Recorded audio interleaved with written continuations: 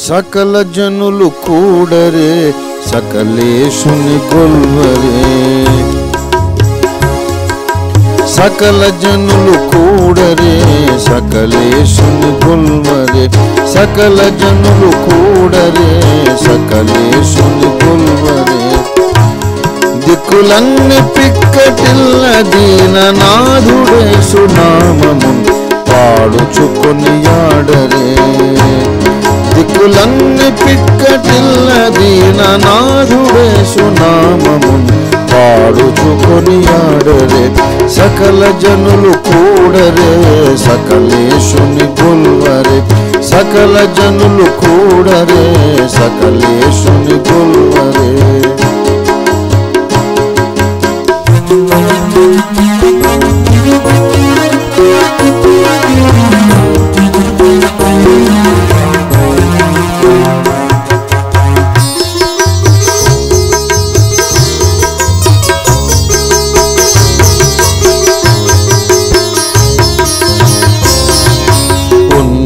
సకలంబు యేసు శక్తి చేత కలిగెను మనకున్నవి అన్ని తనదు కరుణ చేత కలిగెను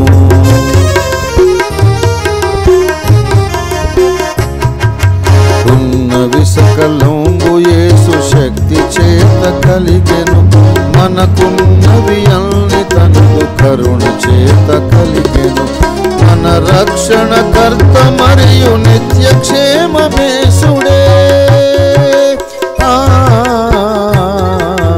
మన రక్షణ కర్త మరియు నిత్య క్షేమమేసుడే మనము నడచు దారి మరియు చేరు గమ్యమేసుడే మనకు గమ్యమేసుడే మన రక్షణ కర్త మరియు నిత్య క్షేమమేసుడే మనము నడచు దారి మరియు చేరు గమ్యమేసుడే మనకు గమ్యమేసుడే సకల జనులు కూడరే సకలేశుని గొల్వరే సకల జనులు కూడరే సకలేశుని గొల్వరే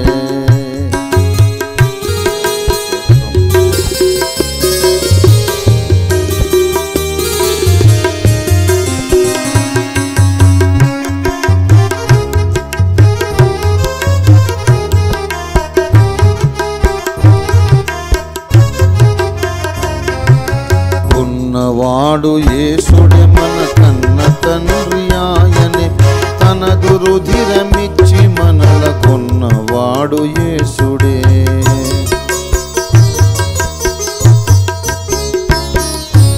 ఉన్నవాడు యేసుడే మన కన్న తండ్రి ఆయనే తనదు రుధిరమిచ్చి మనల కొన్నవాడు యేసుడే మనదు పూజలందుకొనగ తగిన దేవుడాయనే మనదు పూజలందుకొనగ తగిన దేవుడాయనే యేసుని పూజించు జనులు అసలు భూసురేంద్రులే ఇహ పరముల ధన్యులే మనదు పూజలందుకొనగ తగిన దేవుడాయనే యేసుని పూజించు జనులు అసలు భూసురేంద్రులే ఇహ పరముల ధన్యులే సకల జనులు కూడరే సకలేశుని గొల్వరే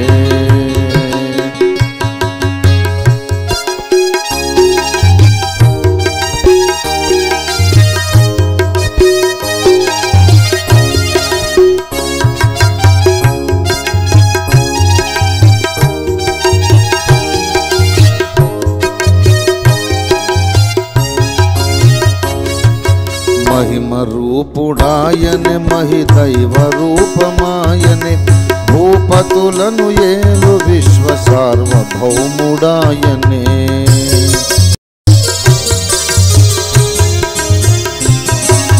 మహిమ రూపుడాయనే మహిదైవ రూపమాయనే భూపతులను ఏలు విశ్వ సార్వభౌముడాయనే విశ్వ సృష్టి స్థితి లయముల కర్త యేసునాథుడే విశ్వ సృష్టి స్థితి లయముల కర్త యేసునాథుడే సకల వేద సారమైన సత్యదేవుడేసుడే మనకు సర్వమేసుడే విశ్వ సృష్టి స్థితి లయముల కర్త యేసునాథుడే సకల వేద సారమైన సత్యదేవుడేసుడే మనకు సర్వమేసుడే సకల జనులు కూడరే సకలేశుని కొల్వరే సకల జనులు కూడరే సకలేశుని కొల్వరే దిక్కులన్నీ పిక్కటిల్ల దీన నాథుడే సునామమును పాడుచుకుని ఆడరే దిక్కులన్నీ పిక్కటిల్ల దీన నాథుడే సునామము పాడుచుకుని ఆడరే సకల జనులు కూడరే సకలేశుని కొల్వరే సకల జనులు కూడరే సకలేశుని కొల్వరే దేవునికి స్తోత్రం దేవునికి మహిమ కలుగును గాక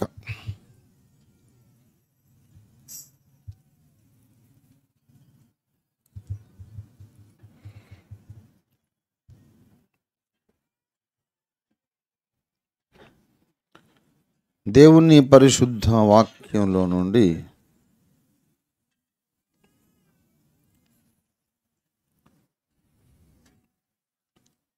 పదహారవ కీర్తన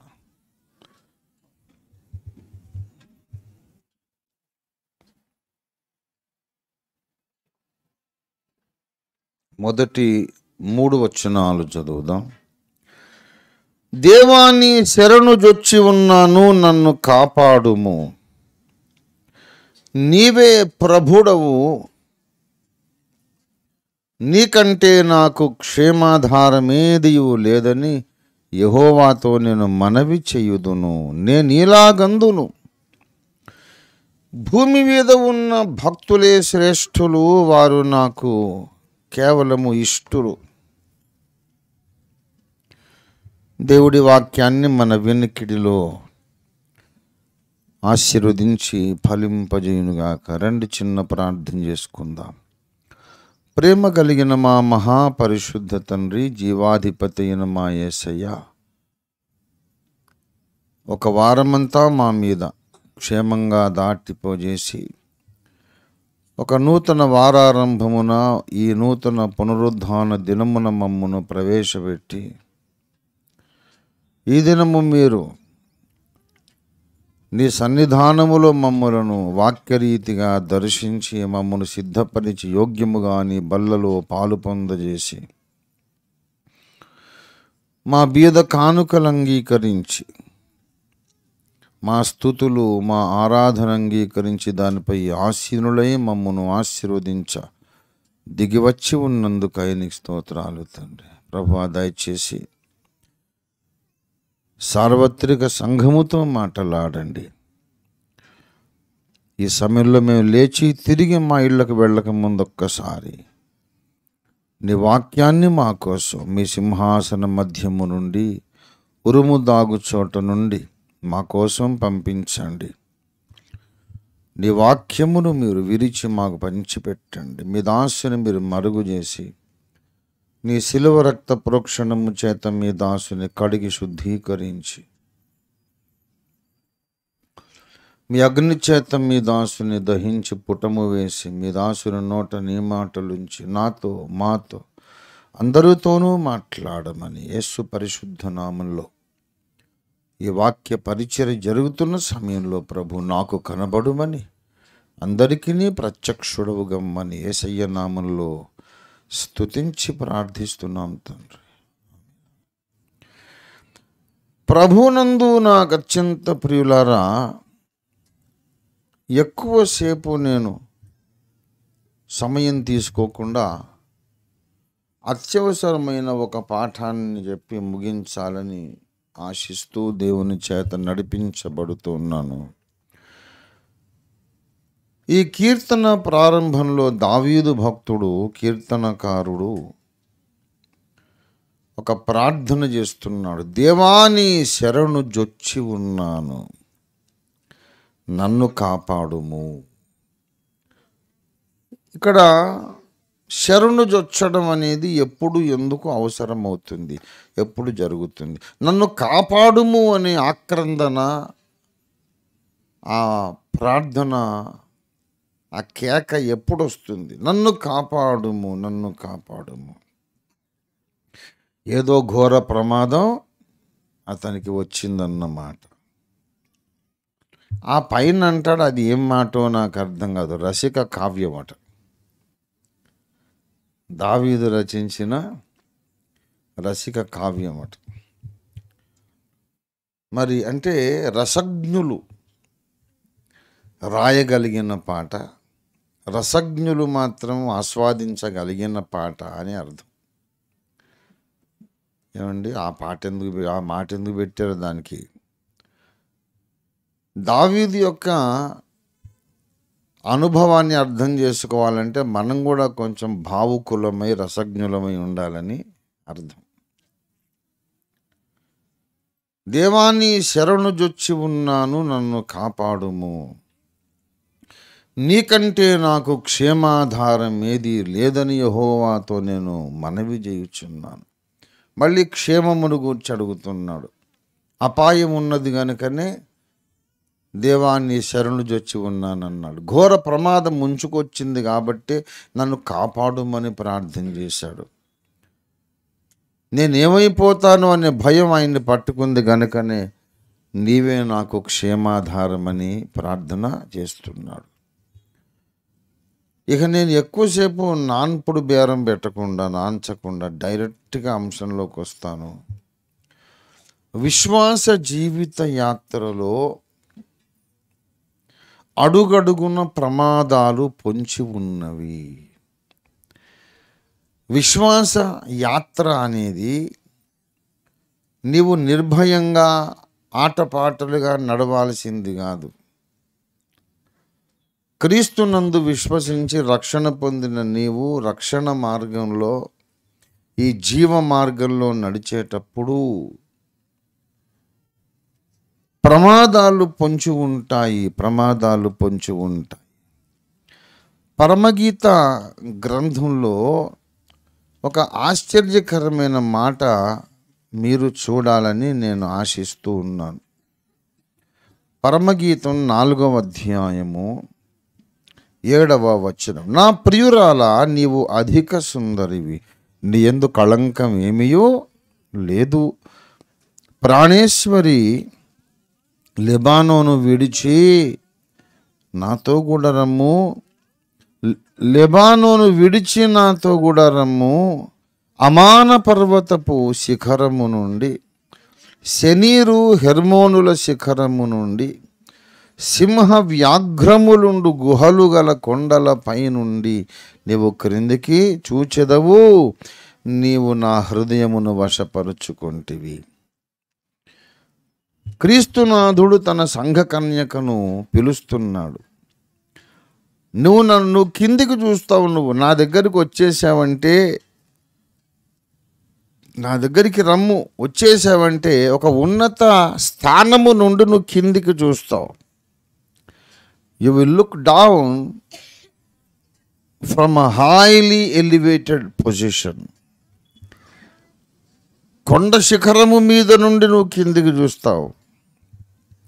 ఆ కొండ ఎట్లాంటి కొండ అంటే సింహ వ్యాఘ్రములుండు గుహలు కలిగిన కొండ. అక్కడికి వెళ్ళిపోయింది ఈమె. సంఘ కన్యక ఎక్కడికి వెళ్ళిందో ఒక కొండ మీదకి వెళ్ళిందట. కొండ మీద ఏమున్నాయంట? గుహలు ఉన్నాయి. అండి, గుహలు అన్నాడా, గుహ అన్నాడా? గుహలు అంటే ఒకటే, చాలా ఉన్నాయా? చాలా ఉన్నాయి. శబాష్.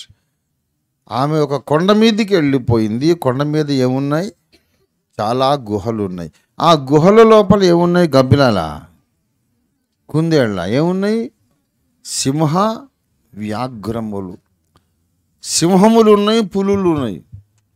సంఘం అక్కడికి వెళ్ళిపోయింది.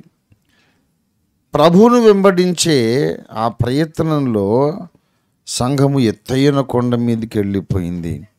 ఆ ఎత్తైన కొండ మీద నుండి కిందికి చూస్తున్నది.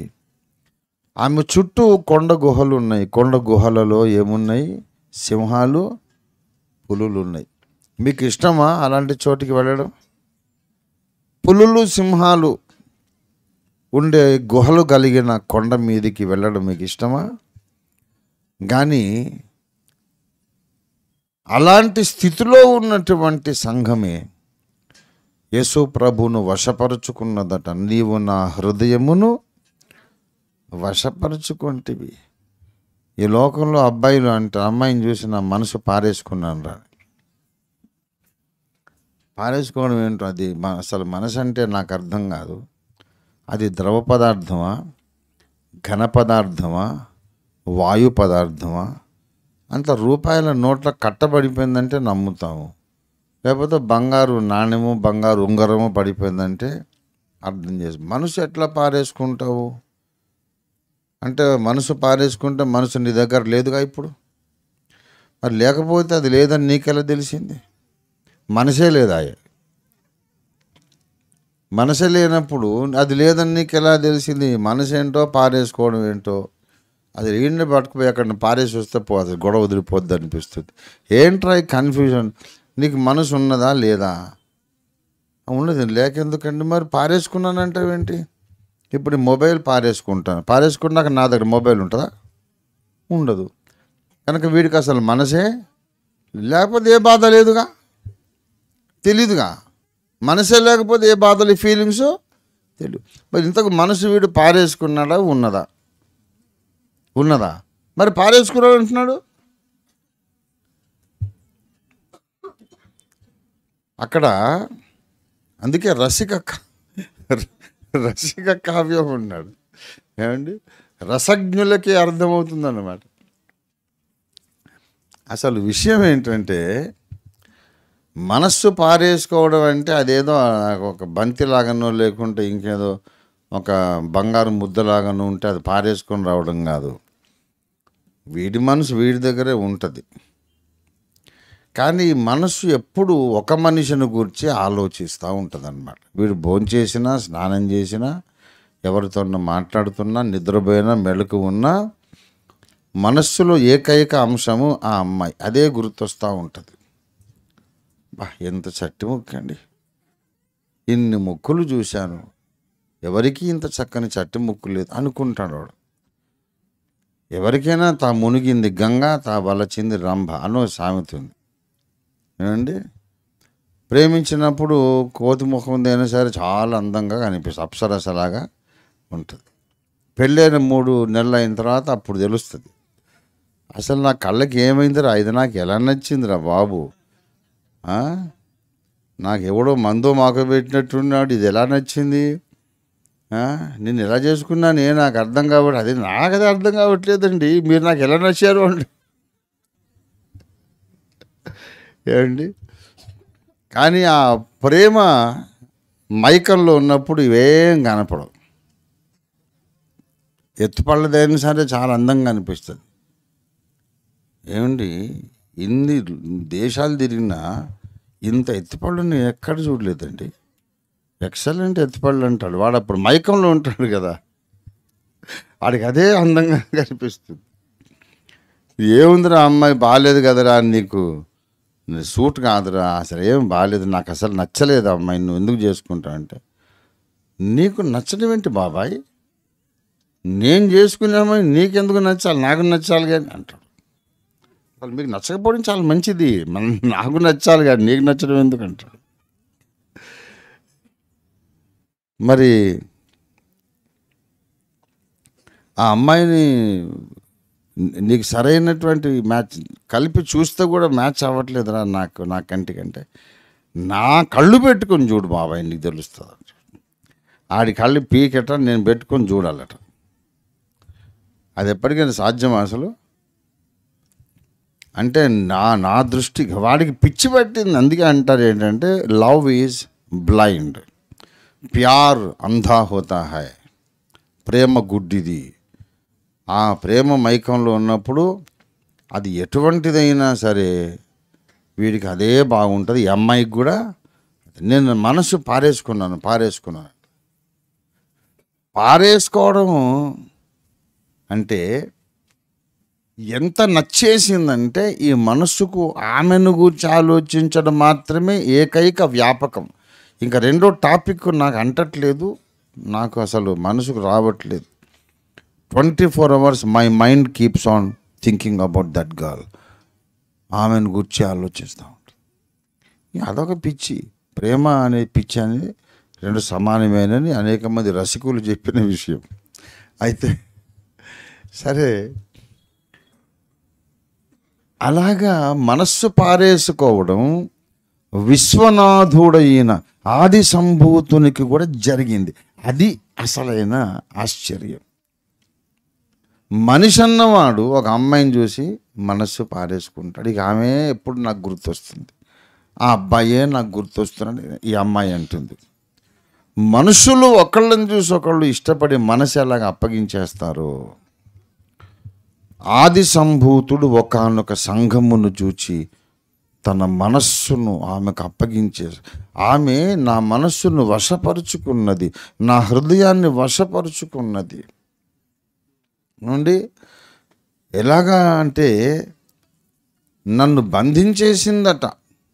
ఏమండి 9వ వచనం, నీవు నా హృదయమును వశపరుచుకుంటివి, ఒక చూపుతో నా హృదయమును వశపరుచుకుంటివి. పరమగీతం 7:5 చూడండి. నీ శిరస్సు కర్మెలు పర్వత రూపము, నీ తల వెంట్రుకలు ధూమ్ర వర్ణము గలవి, రాజు వాటి ఉంగరముల చేత బద్ధుడగుచున్నాడు. 7:10 అతడు నాయందు ఆశాబద్ధుడు. బద్ధుడు అనే మాట అంటే ఏంటి చెప్పండి. ఏమండి,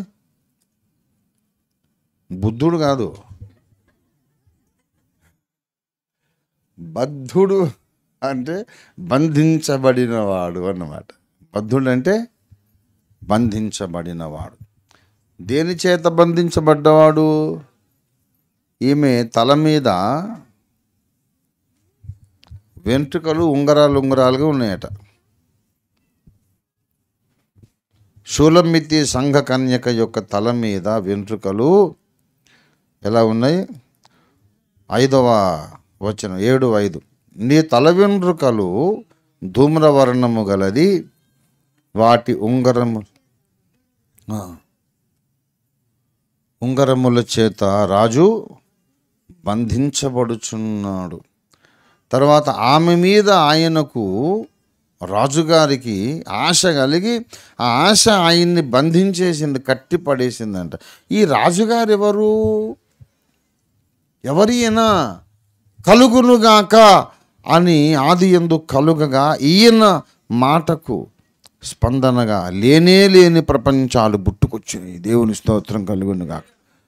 అంత ప్రచండ అనంత శక్తి సంపన్నుడు, శక్తి స్వరూపుడు, తానే సృష్టించిన ఒక భక్త సమాజాన్ని చూసి అబ్బా నువ్వంటే నేను ఢామ్ పడిపోయాను అమ్మాయి, ఐ లవ్ యూ, నిన్ను వదిలి నా మనసు రావడం లేదు, నా మనసు నిన్ను వదిలి రావడం లేదు, నీవు నా హృదయమును వశపరుచుకుంటివి. కాలేజీల్లో కుర్రోళ్ళు అమ్మాయిలను చూసి పడిపోయి ఐ లవ్ యూ, నిన్ను చూసి నేను నా మనసు వదిలి రావడం లేదంటే సరే ఇదంతా వాడి పైత్యంలే అంటాం మనం కదా. సరే నీ కర్మరా, పెళ్లి చేసి వదిలేస్తే తెలుస్తుంది ఒక 3 నెలలకు నీ సంగతి. అందుకే నేను ప్రేమించుకున్న వాళ్ళకి వెంటనే పెళ్లి చేసేస్తుంటా. ఇది వద్దురా, ఇది వేస్ట్ అని చెప్తే వాడికి అర్థం కాదు. ఇది వేస్ట్ అన్న సంగతి నేను చెప్తే అర్థం కాదు, పెళ్లి చేసిన తర్వాత అర్థం అవుద్ది. చాలామంది పెళ్లి చేసుకొని అంకుల్ ఏదో అనుకున్నాను, రంగురంగుల ప్రపంచం, అందమైన ఊహలు, ఏం లేదు అంకుల్ అంత వేస్ట్. ఇంతమందిని ఎదిరించి గాయపరిచి చేసుకొని వేస్ట్ అంకుల్ అంటే, మరి అదే చెప్పాం ముందే. చెప్తేనేమో నీకు అర్థం కాలేదు, ఇప్పుడు జ్ఞానోదయం ఏందిరా నీకు. అందుకే అన్నాడు, ఎప్పుడు ఎవ్వరు బోధించినా రాని జ్ఞానోపదేశం, జ్ఞానోదయం పెళ్లి చేస్తే వస్తుంది. అందుచేత పెళ్ళి అనేది ఒక బోధి వృక్షం అండి. ఈ బోధి వృక్షము కింద అనేక మంది బుద్ధులు తయారవుతున్నారు, గౌతమ బుద్ధులు. అందుకే ఏం చేసినా రాని తెలివి పెళ్లి చేస్తే వస్తుంది. అందుచేత వివాహం అన్ని విషయాల్లో ఘనమైనది అని దేవుడు సెలవిచ్చుచున్నాడు. దేవుని స్తోత్రం. అరే మనుషులలో ఇది సహజం. ఇక పెళ్ళి అంటే ఏంటి అంటే దాని మీద ఉన్నన్ని జోకులు ఇంకా ఎక్కడ లేవు. పెళ్ళి మీద ఉన్నన్ని జోకులు చాలా రమ్యంగా ఉంటాయి, హృదయపూర్వకంగా అందరూ ఎంజాయ్ చేసేటటువంటి జోకులు ఉంటాయి. పెళ్ళి షాదీ బర్బాదీ అని మన నైజాంలో చెప్తారు. కానీ అది అబ్రహాం లింకన్ గారు అన్నారు, వాట్ ఈజ్ మ్యారేజ్ అంటే, marriage is a necessary nuisance అన్నాడు. అది న్యూసెన్సే కానీ నెసెసరీ, న్యూసెన్సే కానీ చేసుకోకుండా ఉండలేము. అది న్యూసెన్స్ అని తెలుసు కూడా తప్పకుండా మనం చేసుకోవాల్సి వస్తుంది అన్నమాట. So that is a necessary nuisance. ఇలాగ ఎన్నో రకరకాలుగా చెప్పారు. కానీ పెళ్ళి చేసుకోకుండా ఉండరు, పెళ్ళిళ్ళు చేయకుండా ఉండరు, దాని గురించి జోకులు వేసుకోకుండా ఉండరు. మనుషులము, మనకు ఇదంతా సహజం. సరే దాన్ని మనం క్షమించేద్దాం, ఉండని, ఏం చేస్తాం మరి, తప్పదు. అసలు పెళ్ళి అనేదే లేకుంటే అసలు మానవ జాతి ఉండదు, మోషే ఉండడు, ఏలియా ఉండడు, పౌలు ఉండడు కదా. కనుక పెళ్ళి అనేది అవసరమే. కానీ దానివల్ల చాలా సమస్యలు ఉన్నాయి, ఆశీర్వాదాలు కూడా ఉన్నాయి. కానీ ఆది సంభూతునికి కర్మ ఏంటని నేను అంటున్నా. ఆది సంభూతునికి భార్య ఏంటి, ఆది సంభూతునికి సాటి అయిన సహాయం ఏంటి. ఆది సంభూతుడు ఒక అమ్మాయిని చూసి మనస్సు పారేసుకోవడం ఏంటి. ఆది సంభూతుడు ఒక అమ్మాయి తల వెంట్రుకలు ఉంగరాలుగా చక్కగా ఉండేది, ఆ ఉంగరాల చేత బంధించబడడం ఏంటి.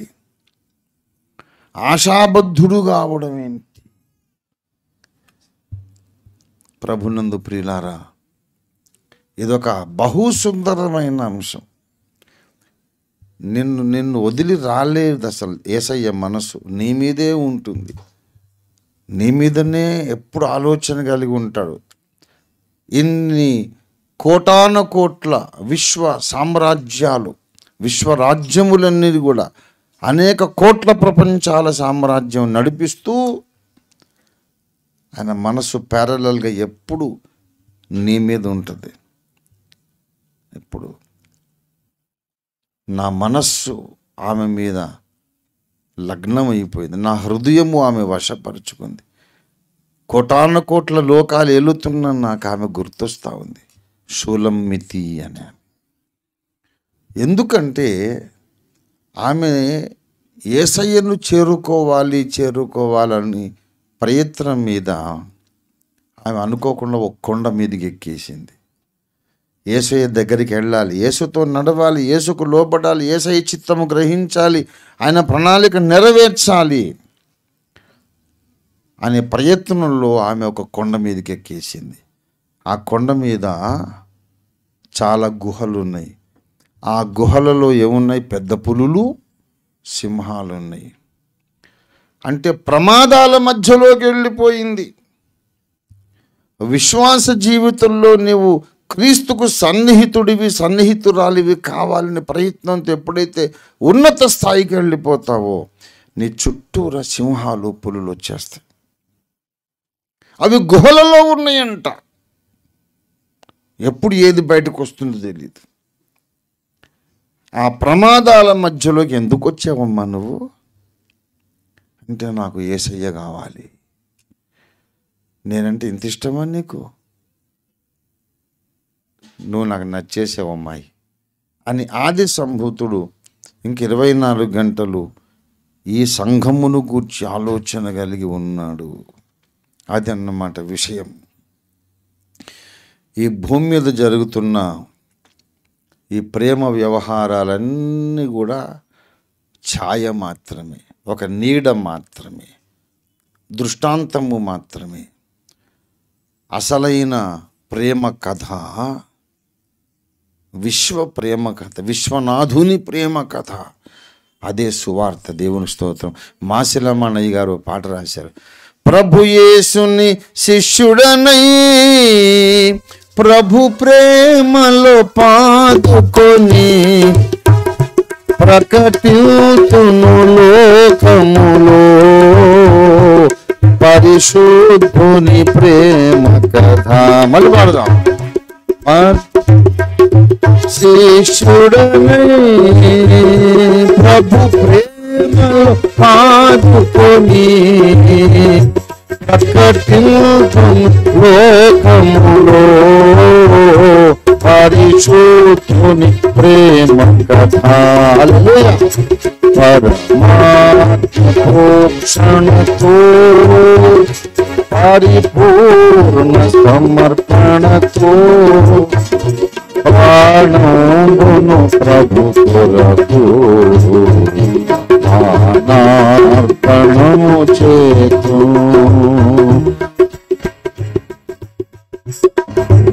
నడిపించు నానా ప్రభునందు ప్రియులారా, పరిశుద్ధుని ప్రేమ కథ. ప్రణయము అంటే స్త్రీ పురుష ప్రేమ, అనురాగం. ప్రణయం అనేది ఒక ప్రత్యేకమైన పదం.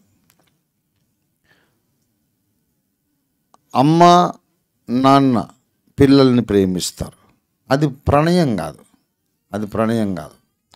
స్నేహితుల మధ్యలో ప్రణయం కాదు. ఏమండి, స్నేహితురాళ్ళు వాళ్ళు ప్రేమ ఉంటుంది, అన్నదమ్ములు అక్క చెల్లెళ్ళు అందరి మధ్య ప్రేమ ఉంటుంది, ఇది ప్రణయం కాదు. కేవలము అత్యంత నిగూఢమైన బహుబలమైన ప్రేమ బంధం భార్యాభర్తల మధ్యలో, లేక భార్యాభర్తలు కావాలనుకున్న జంట మధ్యలో ఉండేదాన్ని ఏమంటారంటే ప్రణయం. ప్రణయము అంటే స్త్రీ పురుష వ్యామోహంతో, మోహముతో కూడిన ప్రేమ. ప్రణవం అంటే ఓంకారం, ప్రణవం అంటే ఆది యందుండిన నాద బ్రహ్మం. ప్రణవముతో ప్రణయమే భక్తి. భక్తి అంటే అర్థం ఏంటంటే ప్రణవం అయినటువంటి నాద బ్రహ్మముతో ప్రేమలో పడిపోవడం భక్తి. ఆ నాద బ్రహ్మమే మనతో ప్రేమలో పడిపోవడమే రక్షణ సంకల్పము. దేవునికి స్తోత్రం కలుగును గాక. నాద బ్రహ్మం మనల్ని చూసి మనసు పాడేసుకున్నాడు, అదేమో రక్షణ సంకల్పం.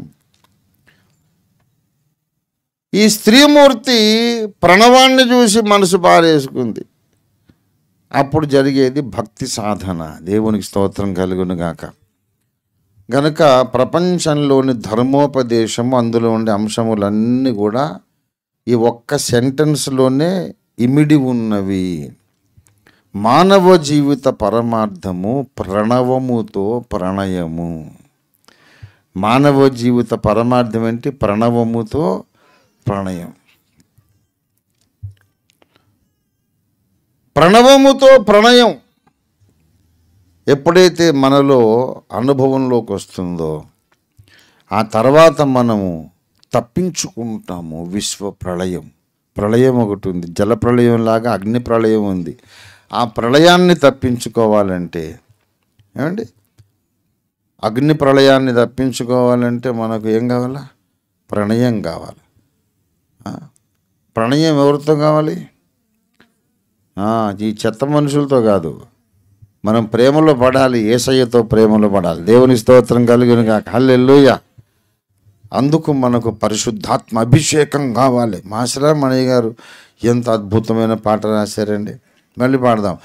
ప్రభు యేసుని శిష్యుడనై ప్రభు ప్రేమలో పాదుకొని ప్రకటింతును లోకములో పరిశుద్ధుని ప్రేమ కథ పరమాత్మ ప్రోక్షణతో పరిపూర్ణ సమర్పణతో ప్రాణమును ప్రభు కొరకు ప్రాణార్పణము చేతు నడిపించునావా నడి సాంద్రమున దేవా నవజీవన మార్గమున నా జన్మ తరింప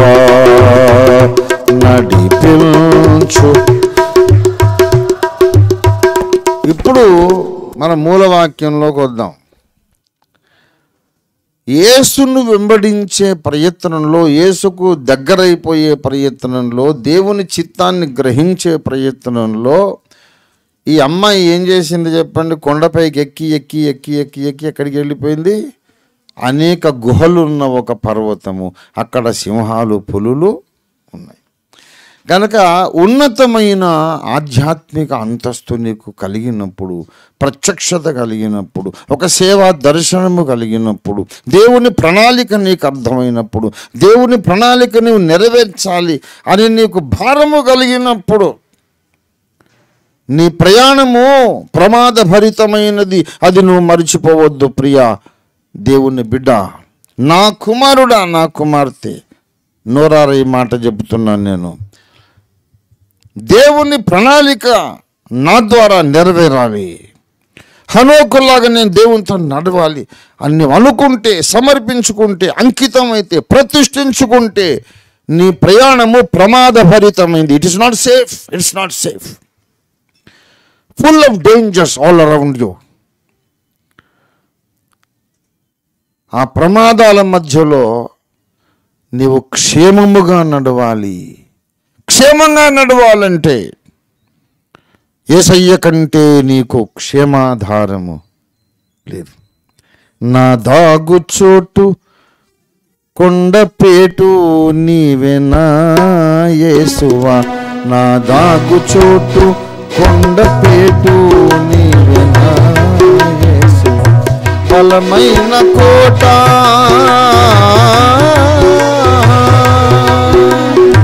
బలమైన కోట నీవే ఇలలో క్షేమాధారం, బలమైన కోట నీవే ఇలలో క్షేమాధారం, నా దాగు చోటు కొండపేటు నీవేనా యేసువా, నా దాగు చోటు కొండపేటు నీవేనా యేసువా.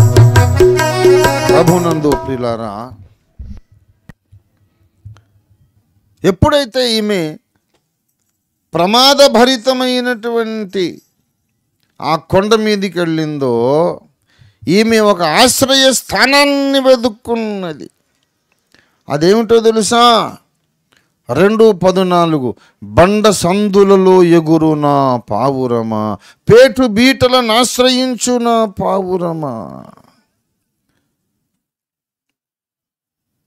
ఆమె బండ సందులలో పోయి దాక్కుందంట. ఈమె పావురం, యేసయ్య పావురం, యేసయ్య తన రక్తం ఇచ్చి కొనుక్కున్న సంఘం వెళ్ళిపోయి బండ పగుళ్ళు తీసింది. ఆ పగుళ్ళు తీసిన బండ లోపల పోయి దాక్కుందనమాట. మనకై చీల్చబడినటువంటి బండ మన ప్రభువైన యేసయ్య. దేవునికి స్తోత్రం కలుగునుగాక. ఆయనే బలమైన కోట, నీవే ఇళ్ళలో క్షేమాధారము. దేవునికి స్తోత్రం కలుగునుగాక. యేసయ్య చాటున పోయి దాక్కోవాలి, యేసయ్య గాయాలలో పోయి దాక్కోవాలి. మన కొరకు కొట్టబడి చీల్చబడి అరణ్యములో బండను మోసే కొట్టినట్టు కల్వరి కొండ మీద కొట్టబడి చీలిపోయి జీవజలముల నదులు మన కొరకు ప్రవహింపజేసిన యేసయ్య మన కొరకు చీల్చబడ్డ బండ, ఆయన కల్వరిలో పొందిన గాయాలు ఉన్నాయి చూశారు, అందులో పోయి దాక్కోవాలి.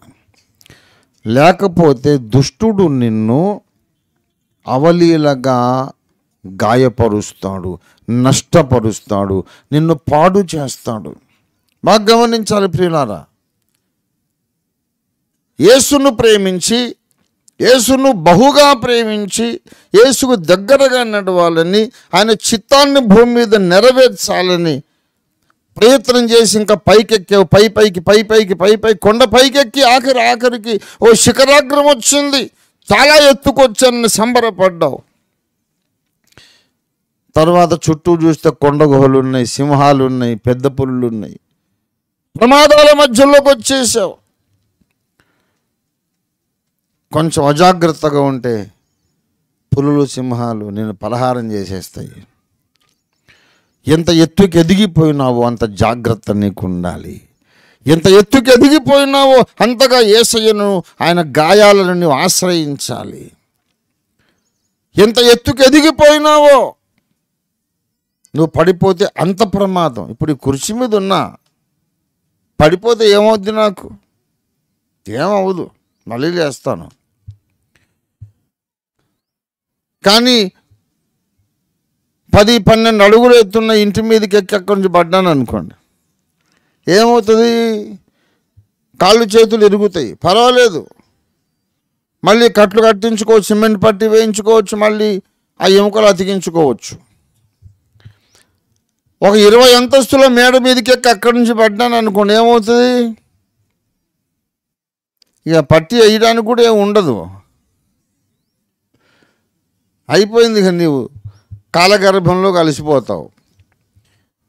ఎత్తుకు ఎదగడం అనేది సరదాగానే ఉంటుంది, ఎత్తుకు ఎదగడం అనేది అతిశయ కారణంగానే ఉంటుంది, నీకు గర్వకారణంగానే ఉంటుంది. ఎంత ఎత్తుకు ఎదుగుతావో అంత బహుమానం కూడా నీకు దేవుడు సిద్ధం చేస్తాడు. కానీ ఎంత ఎత్తు నుంచి పడిపోతావో అంత ప్రమాదం. గనక చాలా ఎదిగిన వాళ్ళు జాగ్రత్తగా ఉండాలి, చాలా ఎదిగిన సంఘము జాగ్రత్తగా ఉండాలి, చాలా ప్రత్యక్షతను పొందిన దైవ జనులు జాగ్రత్తగా ఉండాలి. My dear man of God, if you fall from a high mountain peak, it's going to be fatal for you, final fall, and there is not going to be recovery from that place. అంత దూరము నుండి పడ్డా, అంత ఎత్తు నుంచి పడ్డా వరకు ఇక మళ్ళీ నీకు రికవరీ లేదు. గనక నన్ను కాపాడుమన్నాడు దావీదు. అక్కడ స్టార్ట్ అవుతుంది 16వ కీర్తన, అక్కడ స్టార్ట్ అవుతుంది. ఈ కీర్తన రాసినప్పుడు ఎక్కడున్నాడు తెలుసా? ఈయన సింహ వ్యాఘ్రములుండు గుహలు కలిగిన కొండ మీద ఉండి దావీదు ఈ పాట రాస్తున్నాడు. ఎలా తెలుసు నీకు? సింహ వ్యాఘ్రములుండే ఆ కొండ మీద నుండి రాస్తున్నాడు. నీకు ఎలా తెలుసు అంటే, ఈ కీర్తన రాస్తున్నప్పుడే ఆయన యేసు ప్రభు యొక్క పునరుత్థానమును గూర్చిన దర్శనం పొందాడు. లోకరక్షకుడు మరణించి తిరిగి లేస్తాడు అనే దర్శనం పొందినప్పుడే ఈ పాట రాశాడు ఆయన. 10వ వచనం చదవండి. ఎందుకనగా నీవు నా ఆత్మను పాతాళములో విడిచిపెట్టవు, నీ పరిశుద్ధుని కుళ్ళు పట్టనీయవు, నీ పరిశుద్ధుని కుళ్ళు పట్టనీయవు. దయచేసి అపోస్తలుల కార్యాలు 2వ అధ్యాయం చూడండి. ఈ మాట ఎందుకు రాశాడో అక్కడ చెబుతాడు. దయచేసి 25వ వచనం, 2:25. ఆయనను గూర్చి దావీదు ఇట్లా, నేను ఎల్లప్పుడూ నా ఎదుట ప్రభువును చూచుచుంటిని, ఆయన నా కుడి పార్శ్వమున ఉన్నాడు. చూసారా? మరియు నా శరీరం కూడా నిరీక్షణ కలిగి నిలకడగా ఉండును. నీవు నా ఆత్మను పాతాళంలో విడిచిపెట్టవు, నీ పరిశుద్ధుని కుళ్ళు పట్టని. ఎందుకు రాశాడు ఈ మాట? 31వ వచనం, 2:31 అపోస్తలుల కార్యాలు. క్రీస్తు పాతాళములో విడువబడలేదనియు, ఆయన శరీరము కుళ్ళిపోలేదనియు దావీదు ముందుగా తెలుసుకొని పునరుద్ధానాన్ని గూర్చి చెప్పాను. ఎక్కడ చెప్పాను? 16వ కీర్తనలో చెప్పాను. 16వ కీర్తనలో ఆ మాట ఎందుకు చెప్పాను? యేసు ప్రభువారు కుళ్ళిపోడు, పునరుద్ధానం చెందుతాడని ముందుగా తెలుసుకొని ఆ మాట రాశాడు. ఆయనకు ఒక రెవల్యూషన్ కలిగింది, ప్రత్యక్షత వచ్చింది, దర్శనం వచ్చింది. అసలు యేసు ప్రభు వారి శిలువ యజ్ఞం అంతటిని చూసేశాడు ఈయన మహానుభావుడు. 22వ కీర్తన అంతా ఉన్నది యేసు ప్రభు శిలువను కూర్చిన వర్ణన. నా దేవా నా దేవా నా చెయ్యి ఎందుకు వదిలేశావు? అది యేసయ్య శిలువ మీద పెట్టిన కేక. నా వస్త్రాలు పంచుకుంటున్నారు చీట్లు వేసి అంటాడు 22వ కీర్తనలో. యేసయ్య వస్త్రాలు పంచుకున్నారు సైనికులు. ప్రియులారా, శిలువ యజ్ఞాన్ని చూశాడు, యేసు మరణాన్ని చూశాడు. 16వ కీర్తనలో యేసయ్య తిరిగి లేవడాన్ని చూసి ఆ మాట చెప్పాట. దేవుని స్తోత్రం కలుగును గాక. గనక కొండ మీద ఉండి రాశాడా, ఏదో పనికి మాలిన స్థితి, పడిపోయిన స్థితిలో రాశాడా? భవిష్యత్తును చూసి రాశాడు. అంత ఎత్తుకెళ్ళిపోయినప్పుడు ఆయనకు అర్థమైంది, అరే బాబు, నేను ఇక్కడ చాలా ఎత్తున ఉన్నాను, నాకు సుదూర భవిష్యత్తు అంతా కనపడతా ఉంది. ఇంకా 1000 సంవత్సరాల తర్వాత జరిగే శిలువ యజ్ఞం కనబడుతూ ఉంది. రక్షకుని మరణం, పునరుద్ధానం కనబడుతూ ఉంది. ఇప్పుడు మనల్ని చాలా డేంజరస్ సిచ్యువేషన్ ఆవరించింది. ఇక్కడి నుంచి పడిపోతే ఎలాగా అని అప్పుడు రాశాడన్నమాట.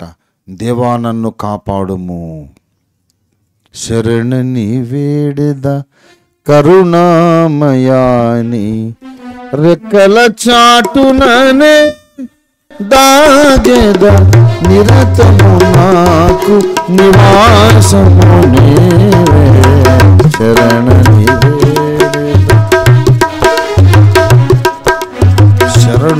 శరణు జొచ్చినాడు. దేవా నీ శరణు జొచ్చి ఉన్నా, నన్ను కాపాడు. చాలా భయంకరమైన ప్రమాదాలు ప్రభునందు. ప్రియులారా, ఇంకా ఎక్కువసేపు నేను మాట్లాడను, కానీ ఒకటే చెప్తాను. మిగతా సంఘములన్నిటికంటే మన సంఘానికి ఉన్నత ప్రత్యక్షతలు ఉన్నవి. మిగతా సంఘాలకు లేని అవగాహన మనకున్నది. మిగతా సంఘాలకు అప్పగించని ప్రణాళిక దేవుడు మనకు అప్పగించినాడు అని మనం అతిశయిస్తున్నాం కదా. ప్రపంచానికి సత్యాన్ని తెలియజేయాలి, సంస్కరణ జరపాలి. అపోస్తలులు, పౌలు, పేతురు, యోహాను మొదలైన ప్రవక్తలు, అపోస్తలులు మొదటి శతాబ్దములో చేసిన ఆబోధలోనికి ఈ కాలపు సంఘాలన్నీ మళ్ళీ రావాలి, మనమే నడిపించాలి. అన్నిటికీ కుదురుబాటు కాలాలు రావాలి. అప్పటిదాకా యేసయ్య భూమి మీదకి రాడు, పరలోకంలోనే ఉంటాడు అనే ప్రత్యక్షత కలిగి మాట్లాడుతున్న ఏకైక సంఘం ఇవాళ భూమి మీద అగాపే సంపూర్ణ సువార్త సంఘం. అన్ని సంఘాలు ఏం చెప్పుకుంటున్నాయంటే ఇప్పుడు రేపు వచ్చేస్తారని ఇప్పుడు నా చిన్నప్పటి నుంచి వింటానే ఉన్నా. గేలు చేయట్లేదు, ఎందుకు రాలేదని అడుగుతున్నా. ఇంకా 50 ఏళ్ళు పోయినా రాడు, ఇంకా 100 ఏళ్ళు పోయినా రాడు. ఎందుకు రాలేదంటే అన్నిటికీ కుదురుబాటు కాలాలు జరగాలి. అపొస్తలుల కార్యాలు 3:21 ప్రకారం అన్నిటికీ కుదురుబాటు కాలాలు వచ్చునని దేవుడు ఆది నుండి తన పరిశుద్ధ ప్రవక్తల నోట పలికించాను. అంతవరకు యేసు పరలోకవాసిగా ఉంటాడు. ఈ దర్శనము కలిగినటువంటి సంఘం only agape full gospel church. నాకు తెలిసి భూమి మీద ఎక్కడ ఇంకో సంఘము కానీ ఇంకో సేవకుడుగా, ఇంటర్నెట్ మొత్తం మీరు చూడండి, ఎవరైనా చెప్పాడో నాకు చూపించండి. ఎవరైనా చెప్పింటే కనుక వాళ్ళకి వెంటనే ఫోన్ చేసి కలుపుకుంటాను. బ్రదర్, మాకు ఇదే ప్రత్యక్షత ఉంది, కమాన్ కలిసి సేవ చేద్దాం అని పిలుస్తాను నేను. నాకు కనబడిందేమో ఇప్పుడప్పుడే రాడు, అన్నిటికీ కుదురుబాటు కాలాలు రావాలి. అంతవరకు రాడని నాకు కనపడింది. ఇంటర్నెట్ నిండా బోధకులు ఈ నైటు రేపు వస్తాడని చెప్తున్నారు. ఎవరితో కలవాలి నేను? ప్రత్యక్షత లేదు వాళ్లకు. అదేంటండి, రెండవ రాకడ సూచనలు నెరవేరుతున్నాయి కదా, ఆ ఎర్ర పయ్యలు వచ్చి అంటాడు ఒకడు. అరే బాబు, ఎర్ర పయ్యలు వచ్చినా ఏ పయ్యలు వచ్చినా కూడా అన్నిటికీ కుదురుబాటు కాలాలు రావాలి, అప్పుడే వస్తాడని దేవునికి స్తోత్రం కలుగును గాక. ఆ లోపల ఈ ఎర్ర పయ్యలు ముసలి అయిపోయినాయి అనుకోండి, మళ్ళీ కొత్తవి తెస్తాం, నో ప్రాబ్లం. కానీ కుదురుబాటు అయితే జరగాలి, దేవునికి స్తోత్రం. అసలు సంగతి వదిలిపెట్టి వేరు వేరు ఏదేదో పట్టుకుంటారు. అసలు సంగతి మనం పట్టుకున్నాం. యేసయ్య తిరిగి రావాలంటే అన్నిటికీ కుదురుబాటు కాలాలు రావాలి. అపొస్తలిక బోధలోనికి సార్వత్రిక సంఘం రావాలి. ఎన్నాళ్ల వరకు మీరు రెండు తలంపుల మధ్య తడబడుచుందురు, ఆ తడబాటు పోవాలి. ఏలియా కాలంలో జరిగినట్లు అందరూ ఏకాభిప్రాయానికి రావాలి, అప్పుడే యేసయ్య వస్తాడు. నేను చెప్పినందుకు కాదు, యేసయ్య ప్రార్థన నెరవేరాలి. యోహాను సువార్త 17:17లో చెప్పాడు, సత్యమందు వారిని ప్రతిష్ఠించు. యోహాను సువార్త 17:19లో చెప్పాడు, తండ్రి నీవు నేను ఏకమై ఉన్నట్టు క్రైస్తవులందరూ ఏకమైగా ఉండాలన్నాడు. తండ్రియు కుమారుడు ఎట్లా ఏకమై ఉన్నారో ప్రతి క్రైస్తవ విశ్వాసి ఇంకో విశ్వాసతో అలాగూ ఏకమై ఉండాలి, ఎలాంటి అభిప్రాయ భేదాలు లేకుండా అన్నాడు. మరి యేసయ్య ప్రార్థన తెలియక చేశాడా? అదేమైనా తెలివి తక్కువ ప్రార్థన? దేవుని చిత్తం ఎరుగని ప్రార్థన? దేవుని చిత్తానికి వ్యతిరేకమైన ప్రార్థన యేసయ్య చేస్తాడా? నీ ప్రార్థన నా ప్రార్థన తండ్రి అయిన దేవుడు ఇవ్వకపోవచ్చు, అంగీకరించకపోవచ్చు, మంజూరు చేయకపోవచ్చు. ఒరే రంజితో ఫిర్ నీకు తెలియక ప్రార్థన చేస్తున్నావురా, నాకు ఇష్టం లేదు, ఈ ప్రార్థన నేను అంగీకరించాను అని తండ్రి అయిన దేవుడు అనొచ్చు. కానీ దేవుని అద్వితీయ కుమారుడు చేసిన ప్రార్థన తండ్రి అయిన దేవుడు నిరాకరించడానికి వీలు లేదు. యేసయ్య చేశాడు ఆ ప్రార్థన, అందరూ ఏకమై ఉండాలని. ఏకమై ఉండాలంటే సత్యమందు అందరూ ప్రతిష్ట చేయబడాలి, ఈ కార్యాలు జరగాలి. ఇంత ఉన్నతమైన ప్రత్యక్షత అసలు ఈ భూలోకములోనే ఎవ్వరికీ లేదు. గనక మనం చాలా ఎత్తు మీద ఉన్నాం. ఎక్కడున్నాం మనం? కుర్చీ మీద కాదు. మిగతా వాళ్ళందరూ కొంచెం కుర్చీ మీదకి ఎక్కి దేవుడు ఎంతో నన్ను హెచ్చించినాడు అని చెప్పుకుంటారు. ఏడికి హెచ్చించానంటే కుర్చీ మీదకి, బెంచ్ మీదకి. మనము అమాన పర్వత శిఖరములు, లెబానోను పర్వత శిఖరము, ఎక్కడికో వెళ్ళిపోయాం మనం, చాలా ఎదిగాం. నా సహదాసులు 1000 మంది ఈ ప్రత్యక్షత కలిగి, కొంతమంది అంతకుముందు యెహోవా సాక్షులు, కొంతమంది విలియం బ్రెన్హామ్లో ఉన్నారు, కొంతమంది రకరకాల అన్ని డినామినేషన్స్ నుండి. బ్రదర్, ఇదే అసలు సేవా దర్శనం, అంత్యకాలంలో ఇదే దేవుని కార్యం అన్ని బయటకు వచ్చి. నేనెవరికి జీతాలు ఇవ్వలే, వాళ్ళే కష్టపడి సేవ చేసి నాకు కానుకలు ఇచ్చి నన్ను ప్రోత్సహించి ఇంత దూరం సేవ నడిపించారు. ఇవాళ 1200 పైచిలుకు సంఘాలు ఉన్నాయి, అది ఇంకా విస్తరిస్తూనే ఉంది ఆ సంఖ్య. ఇలారా ఈ ఉన్నతమైన స్థితిలో, ఈ ప్రత్యక్షతలో ఉన్నటువంటి మనకు కలిగినటువంటి దర్శనము ఎక్కడో కొండ శిఖరం మీద ఉన్నటువంటి దర్శనం గనక అగాపే సేవకులను ప్రత్యేకంగా సైతాను టార్గెట్ చేశాడు. అది ఇవాల్టి ప్రసంగం. వేరే క్రైస్తవుల మీద కంటే అగాపే సంపూర్ణ సువార్త సంఘ విశ్వాసుల మీద స్పెషల్ టార్గెట్ పెట్టాడు సైతాను. మీలో ఒక్కరిని దెబ్బ కొడితే మామూలు విశ్వాసులు 1,000,000 మందిని పడేసినంత విలువ వాడికి. ఒక అగాపే సేవకుడిని పడేస్తే వేరే సేవకులు 1,00,000 మందిని పడేసినంత విలువ. నేను చెప్తున్న అగాపే సంపూర్ణ సువార్త, agape full gospel ministries, agape సంపూర్ణ సువార్త సంఘ సేవకులారా, విశ్వాసులారా, మీరు సైతాను యొక్క టార్గెట్. సైతాను హిట్ లిస్ట్లో ముందు మీరే ఉన్నారు, ఫ్రంట్ లైన్లో మీరు ఉన్నారు. మీతోనే వాడికి సమస్య. ఎందుకంటే వేరే సంఘాలు యేసే దేవుడని చెబుతారు, ఏదో ఒక వాళ్ళు వాళ్ళ ధోరణిలో వాళ్ళు ఉంటారు. వచ్చిన వాళ్ళకి బోధ చేయడం, రానోళ్ళు పోనీ అనుకుంటారు. కానీ ఎవడైతే యేసును వద్దంటున్నాడో వాడిని కన్విన్స్ చేయడానికి లాజికల్గా, అపాలజెటిక్గా సువార్త ప్రకటించి కన్విన్స్ చేయడానికి, నిరూపణలు చూపడానికి ప్రయత్నం చేస్తున్నాం గనక అంధకార శక్తులకు మనమే టార్గెట్టు. కనుక మనం ఏం చేయాలి మరి? క్షేమముగా నడవాలి, క్షేమాన్ని చూసుకోవాలి కదా, జాగ్రత్త పడాలి. దేవుని బిడ్డలారా, మనకు తెలియకుండా వాడు మనల్ని దెబ్బతీస్తాడు. అందుచేత పౌలు అంటాడు, కాస్త జాగ్రత్త, ఉన్నతమైన ప్రత్యక్షతలు కలిగిన సంఘమా కొంచెం జాగ్రత్త అంటాడు. మొదటి కొరింథీ పత్రిక మొదటి అధ్యాయము 4వ వచనం. క్రీస్తు యేసునందు మీకు అనుగ్రహింపబడిన దేవుని కృపను చూచి మీ విషయమై ఓ కొరింథీయులారా మీకోసం ఎల్లప్పుడూ నా దేవునికి కృతజ్ఞతాస్తుతులను చెల్లించుచున్నాను. ఏమి కృప అనుగ్రహించబడింది?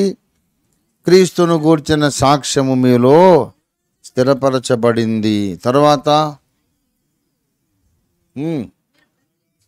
మీరు ప్రతి విషయములోను అనగా సమస్త ఉపదేశములోను జ్ఞానములోను ఐశ్వర్యవంతులైతిరి, ఏ కృపావరమందును లోపము లేక. చూసారా, మీరు ఎటువంటి వాళ్ళు అంటే చాలా ఉన్నతమైనటువంటి పిలుపు కలిగిన వారు. మొదటి కొరింథీ 2వ అధ్యాయము 6వ వచనం. పరిపూర్ణులైన వారి మధ్య జ్ఞానమును బోధించుచున్నాము. 9-10 దేవుడు తన్ను ప్రేమించు వారి కొరకు, 2వ అధ్యాయమే 9-10 వచనాలు. దేవుడు తన్ను ప్రేమించు వారి కొరకు ఏవి సిద్ధపరిచను అవి కంటికి కనబడలేదు, చెవికి వినబడలేదు, మనుష్య హృదయానికి గోచరం కాలేదు. మనకైతే దేవుడు వాటిని తన ఆత్మ వలన నాకు బయలుపరిచాడన్నాడా? మనకన్నాడా? అంటే వీళ్ళకు కూడా కొంత మర్మాలు తెలుసు. వాక్యమందు ఉపదేశమందు ఐశ్వర్యవంతులు, సాధారణ విశ్వాసులకు మరుగై ఉన్న సంగతులు వీళ్లకు చాలా వరకు తెలిసినవి. చాలా ఉన్నతమైన స్థానంలో ఉన్నటువంటి విశ్వాసులు వీళ్లకు చెబుతున్నాడు. దయచేసి 2వ కొరింథీ పత్రిక 13వ అధ్యాయము 2వ కొరింథీ 13వ అధ్యాయము 5వ వచనం. మీరు విశ్వాసము గలవారై ఉన్నారో లేదో మిమ్మును మీరే శోధించుకొని అన్య భాషలు మాట్లాడుతున్నారు, ప్రవచనాలు చెబుతున్నారు, బుద్ధివాక్యం జ్ఞానవాక్యం ఉన్నది, విశ్వాసం అనే కృపావరం ఉంది, ఆత్మల వివేచన ఉన్నది, అద్భుత కార్యాలు చేసే వరం ఉన్నది. ఏ కృపావరం ముందు లోపము లేదు. అందరూ ప్రసంగికులే. మైక్ అప్పగిస్తే ఒకరిని మించిన వాడు ఒకడు అద్భుత ప్రసంగికులు. వాళ్ళతో అంటున్నాడు, మీరు విశ్వాసము కలిగి ఉన్నారో లేదో. ఏంటండి పౌలు గారు, ఎవరికి రాస్తున్నారు? ఏమి రాస్తున్నారు? వాడు అన్య భాషలు మాట్లాడుతుంటే నీకు విశ్వాసం ఉందో లేదో చూసుకోమంటాడు. వాడు ప్రవచనాలు చెబుతూ ఉంటే నువ్వు విశ్వాసం కలిగి ఉన్నావో లేదో చూసుకోమంటాడు. ఏమిటి ఈ హెచ్చరిక? ఇంకొక మాట కూడా అంటాడు, దయచేసి చూడండి. మీరు భ్రష్టులు కాని ఎడల యేసుక్రీస్తు మీలో ఉన్నాడని మిమ్మును గూర్చి మీరే ఎరుగరా. ఎప్పటికప్పుడు స్వపరీక్ష అవసరం. మనము భ్రష్టులమైనామా? దేవునికి దూరం అయ్యామా? ఘటసర్పం ఏమైనా నన్ను కాటేసిందా? దేవుని మార్గంలో నడుస్తున్నానా, తొలగిపోయానా అని మనం ఎక్కువ చూసుకోవాలా. ఎవరు చెప్పండి? అమాన పర్వతములు, శేనీరు పర్వత శిఖరం మీద ఉన్న వాళ్ళు ఎక్కువ చూసుకోవాలి. అండి ఉన్నతమైన శిఖరాగ్రమునెక్కిన విశ్వాసులు, ప్రత్యక్షతలు, జ్ఞానము కలిగిన వాళ్ళు ఎక్కువ చూసుకోవాలి. అక్కడ కొడతాడు వాడు. మరి ఎలా తెలుస్తుంది మనం దారి తొలగాము అనేది? ఎలా తెలుస్తుంది అంటే దానికి కొన్ని యాసిడ్ టెస్ట్స్ ఉన్నాయి. వాక్యం ఎక్కువ చదివి ముందు మొట్టమొదటి సంగతి ప్రార్థన చెయ్యాలి. ప్రభువా 2 కొరింథీ 13:5 మీరు భ్రష్టులు కాని ఎడల అన్నాడు. విశ్వాసము కలిగి ఉన్నారో లేదో చూసుకోమన్నాడు. నేను ఎలా జాగ్రత్త పడాలో నాకు తెలియజేయి ప్రభువా అని ఉపవాసం ఉండి ప్రార్థన చేద్దాం. ఇది మొట్టమొదటి విషయం. దీనివల్ల ఏమైనా ప్రమాదం ఉందా? ఉపవాసం ఉండి మోకరించి ఒకరోజు, ప్రభువా నాలో ఏమైనా విషం ప్రవేశించిందా? నేను నీకు దూరం అయ్యానా? ఏదన్నా చీకటి నాలో ప్రవేశించిందా? నాకు తెలియపరచు అని ప్రార్థన చేయడంలో ఏమైనా తప్పుందా? లేదుగా. ఆ పని చేద్దాం అందరం. చేసిన తర్వాత కొన్ని సంగతులు లేఖనాల్లోనే రాయబడ్డ దేవుడు చూపిస్తాడు. ఎప్పుడైతే నీవు దేవునికి 100% దేవునికి ఇష్టడిగా నీవు ఉండవో కొన్ని సంగతులు జరుగుతాయి. అదేంటో తెలుసా? 100% కాదు, 50% కాదు, ఏ కాస్త కూడా దేవునికి నీవు అనుకూలము కాకపోతే వాక్యము నీలో నివసింపదు. ఇది మొట్టమొదటి విషయం. మొదటి యోహాను పత్రిక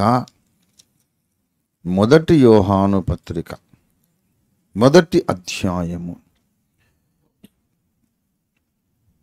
మొదటి యోహాను పత్రిక 10వ మనము పాపము చేయలేదని చెప్పుకున్న ఎడల ఆయనను అబద్ధికునిగా చెయ్యువారమగుదుము, ఆయన వాక్యము మనలో ఉండదు.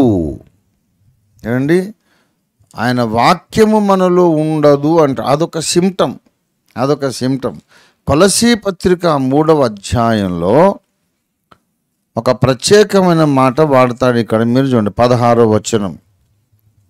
సంగీతములతోనూ కీర్తనలతోనూ ఆత్మ సంబంధమైన పద్యములతోనూ ఒకనికి ఒకడు బోధించుచు, నాయనా బుద్ధి చెప్పుచు, కృపాసహితముగా మీ హృదయాల్లో దేవుని గూర్చి గానము చేయుచు, సమస్త విధములైన జ్ఞానముతో క్రీస్తు వాక్యము మీలో సమృద్ధిగా నివసింప నీయుడి. అంటే అర్థం ఏంటో కొంచెం నాకు చెప్పండి మీరు. నేను మీ ఇంట్లోకి వస్తాను రానియుడి అంటే అర్థం ఏంటి? రానియుడు అంటే అర్థం ఏంటి? అసలు రావడానికి నేను ప్రయత్నం చేస్తున్నానని అర్థం, అవునా? ఇంకో గంట సేపు నన్ను ప్రసంగం చేయనియుడి అంటే అర్థం ఏంటి? ఇంకో గంట సేపు నన్ను ప్రసంగం చేయనియుడి అంటే చేద్దామని నేను ప్రయత్నం చేస్తున్నా. అసలు నేను ప్రసంగానికే రాకుండా ఇంట్లో కూర్చొని నన్ను ఇంకో గంట చెప్పనీయుడి అంటే నువ్వు అక్కడ పడుకొని చెప్పనీయుడి అంటారా బాబు? నువ్వు అసలు చెప్పడం మొదలుపెట్టు, ప్రసంగం చేద్దాం, వాక్యం చెబుదాం, నీకు ఆశ లేదు, ప్రయత్నమే లేదు, రానే లేదు, మైకి పట్టుకోలేదు, మొదలే పెట్టలేదు, ఇంకా చెప్పనీయుడి ఏంటి? చెప్పనీయుడి అంటే అర్థం ఏంటి? చెప్పడానికి నేను ప్రయత్నం మొదలు పెట్టాను. Allow me, I want to tell you something, allow మీ.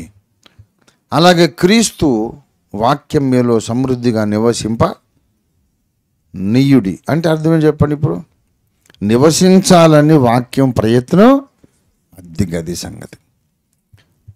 దేవుని వాక్యము నీలో నివసించాలని ప్రయత్నం చేస్తుంది. ఎవరిలో కూడా నేను ఉండొద్దని అనుకోదు వాక్యం. ఎందుకో తెలుసా? అసలు వాక్యమే శరీరధారి అయి నీ కోసం నా కోసం బలి అయినాడు. నువ్వంటే ఎంత ఇష్టం లేకపోతే నీ కోసం ప్రాణం పెడతాడు ఆయన. ఎంత ప్రేమ నీ మీద, నీ కోసం అన్ని దెబ్బలు తిని, గాయాలు పొంది, రక్తములు గార్చి, మరణించి లేచి ఇంత గొప్ప రక్షణ నీకు ఉచితంగా ఇచ్చాడు, అంత వేదన పడ్డాడు, మరణ వేదన అనుభవించాడు. నీవంటే ప్రేమ కదూ, శరీరధారి అయిన వాక్యానికి నీవంటే ఎంతో ప్రేమ. మరి వాక్యం నీ లోపల ఉండడానికి ఎందుకు ఇష్టపడదు? యేసు రక్తము ద్వారా విమోచింపబడ్డ ప్రతి ఒక్కరిలో వాక్యం నివసించాలని ఇష్టపడుతుంది. కానీ చాలాసార్లు వీళ్ళు నివసింపనీయరు, ఉండనీయరు. ఆయనకు పొగబెట్టి ఎల్లగొట్టేస్తారన్నమాట. నీ హృదయ పరిస్థితి దేవునికి అనుకూలంగా బాగా గమనించాలి. వాక్యము నీలో నివసింపదు అన్నాడు. ఎక్కడన్నాడు? 1 యోహాను 1:10. ఎందుకు నివసించదు? మళ్ళీ చెప్పండి, మళ్ళీ చదవండి. ఎందుకు నివసించదు? మనము పాపము చెయ్యలేదని చెప్పుకున్న ఎడల ఆయనను అబద్ధికునిగా, దేవుణ్ణి అబద్ధికునిగా మనం ఎప్పుడు చేశాం? దేవా నువ్వు అబద్ధం చెప్పావు అని అన్నామట మనం. మీరు ఎప్పుడన్నా అన్నారు అలాగా? మీరు ఎప్పుడన్నా నోరారా ఓ యెహోవా దేవా నీవు అబద్ధము చెప్పుచున్నావు అని ఎప్పుడన్నా అరిశారా మీరు? మరి మీరెప్పుడు ఆయన అబద్ధికునిగా చేశారు? ఏ విశ్వాసాన్ని చేస్తాడా?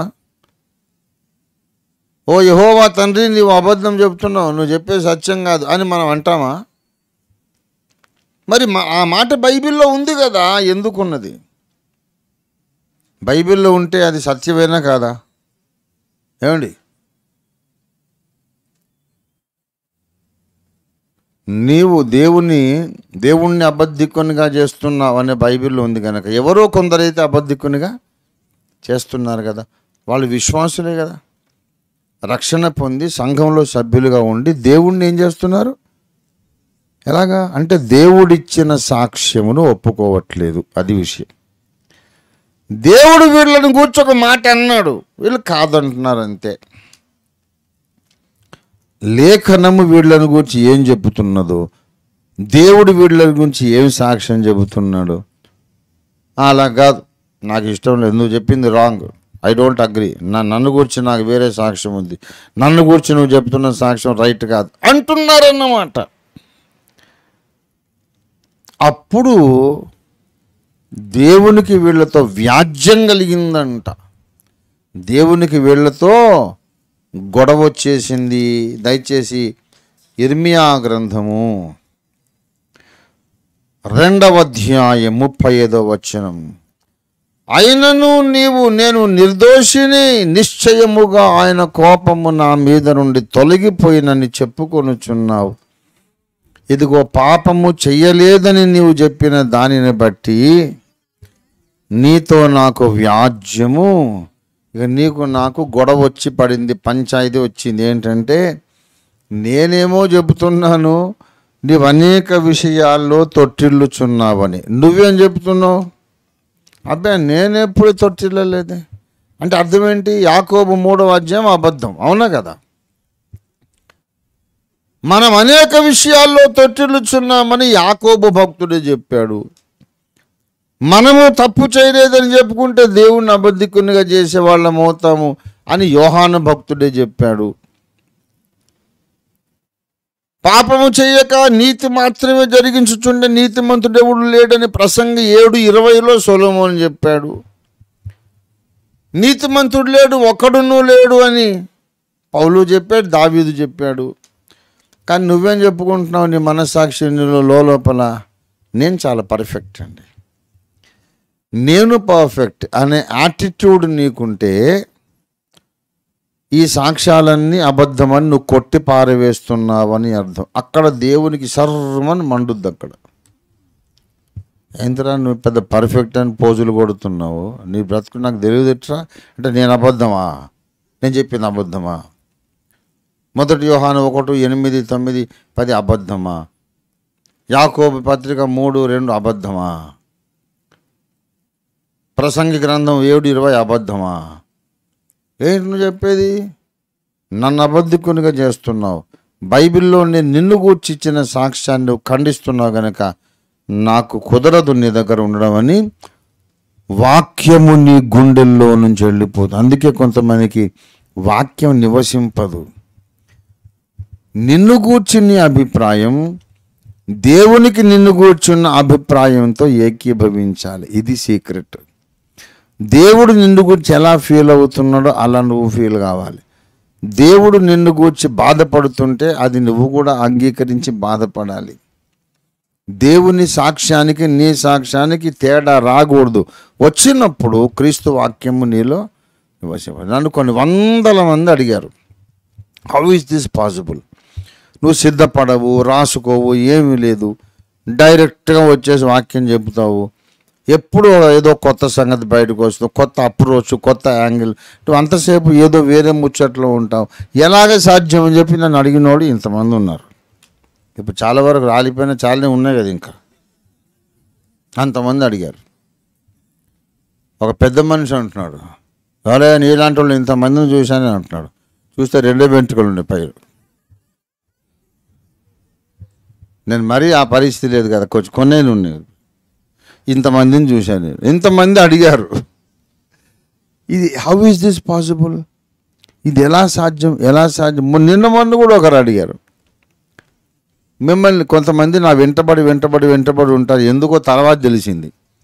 ఈయన ఎప్పుడు ప్రార్థన చేస్తాడో, ఎప్పుడు సిద్ధపడతాడో చూడాలని 24 గంటలు నన్ను పట్టుకొని ఉంటారు. వీడు ఉన్నాడు కదా, నేనేం చేస్తాను, మాట్లాడుతూ ఉంటా. మినిమం కర్టసీ కదా, నాతోనే ఉన్నాడు, మరి మాట్లాడకపోతే బాగోదు కదా. వీడు వెళ్ళిపోతే ప్రార్థన చేసుకుందామని నేను అనుకుంటాను. నన్ను వదలకుండా 24 గంటలు దగ్గరే ఉండి మళ్ళీ వాక్యం చెప్పే టైం వచ్చి, సరే టైం అయింది బాబు అని చెప్పేసి బట్టలు మార్చుకుని పోయి కూర్చొని మళ్ళీ వాక్యం.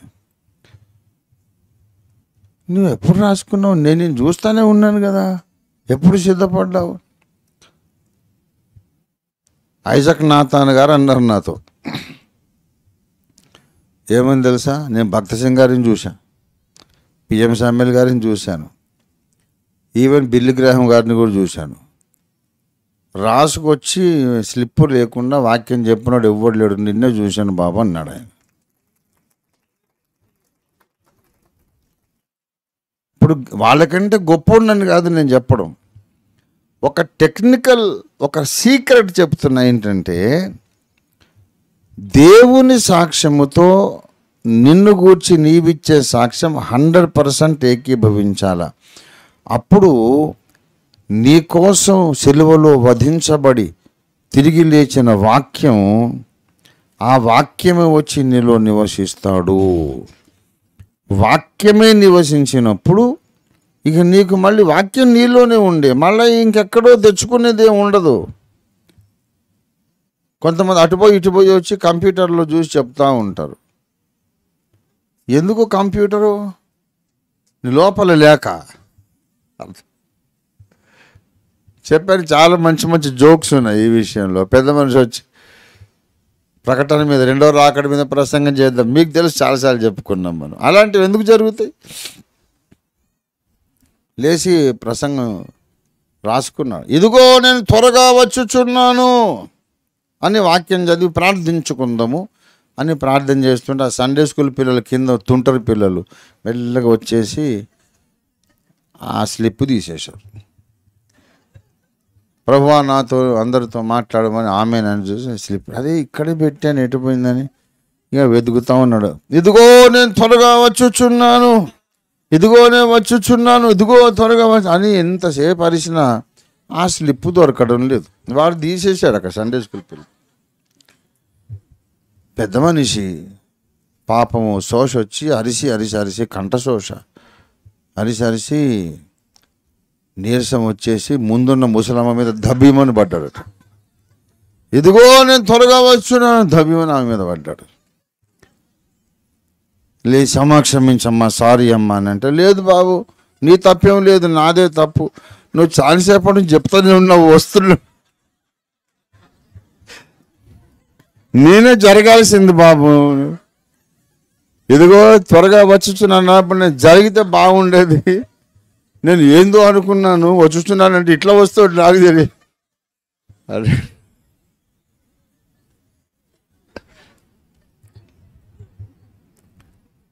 ఆ విధమైనటువంటివి ఎన్నో మరి జోకులు మనము చూసాం ఏమండి.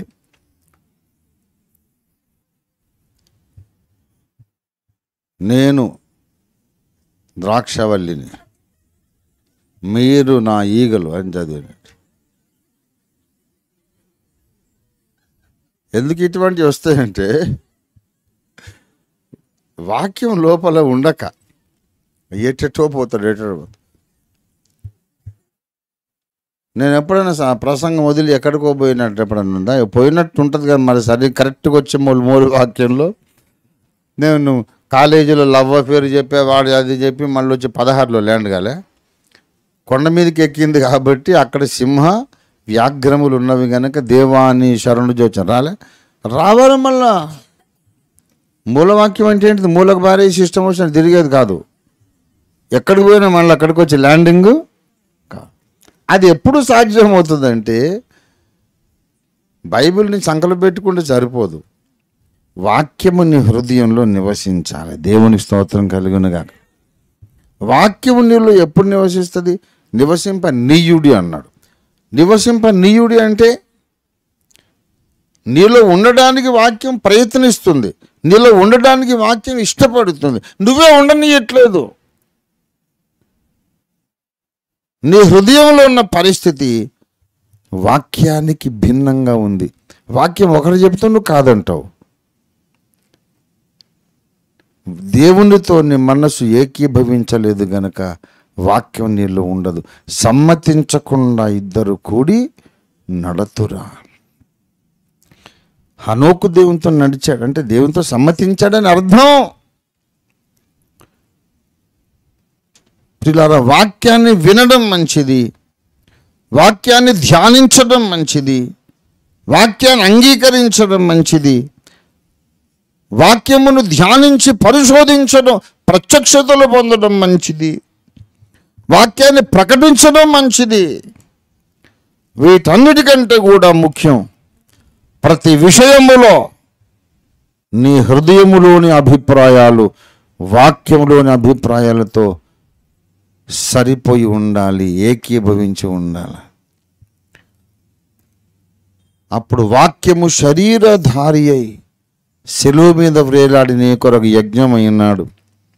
ఆ వాక్యము అదృశ్య రూపిగా వచ్చి నీ లోపల నివసిస్తాడు. వాక్యమే నీలో నివసిస్తే నువ్వు తడుముకునేది ఉండదు. ఈ భూమి మీద చాలా తక్కువ మంది అట్లాంటి వాళ్ళు ఉన్నారు. బాగా చదువుకుంటారు, బాగా జ్ఞానం ఉంటుంది, డిగ్రీలు ఉంటాయి, లోపల వాక్యం ఉంటుంది. నేను అమెరికాలో ఉన్నప్పుడు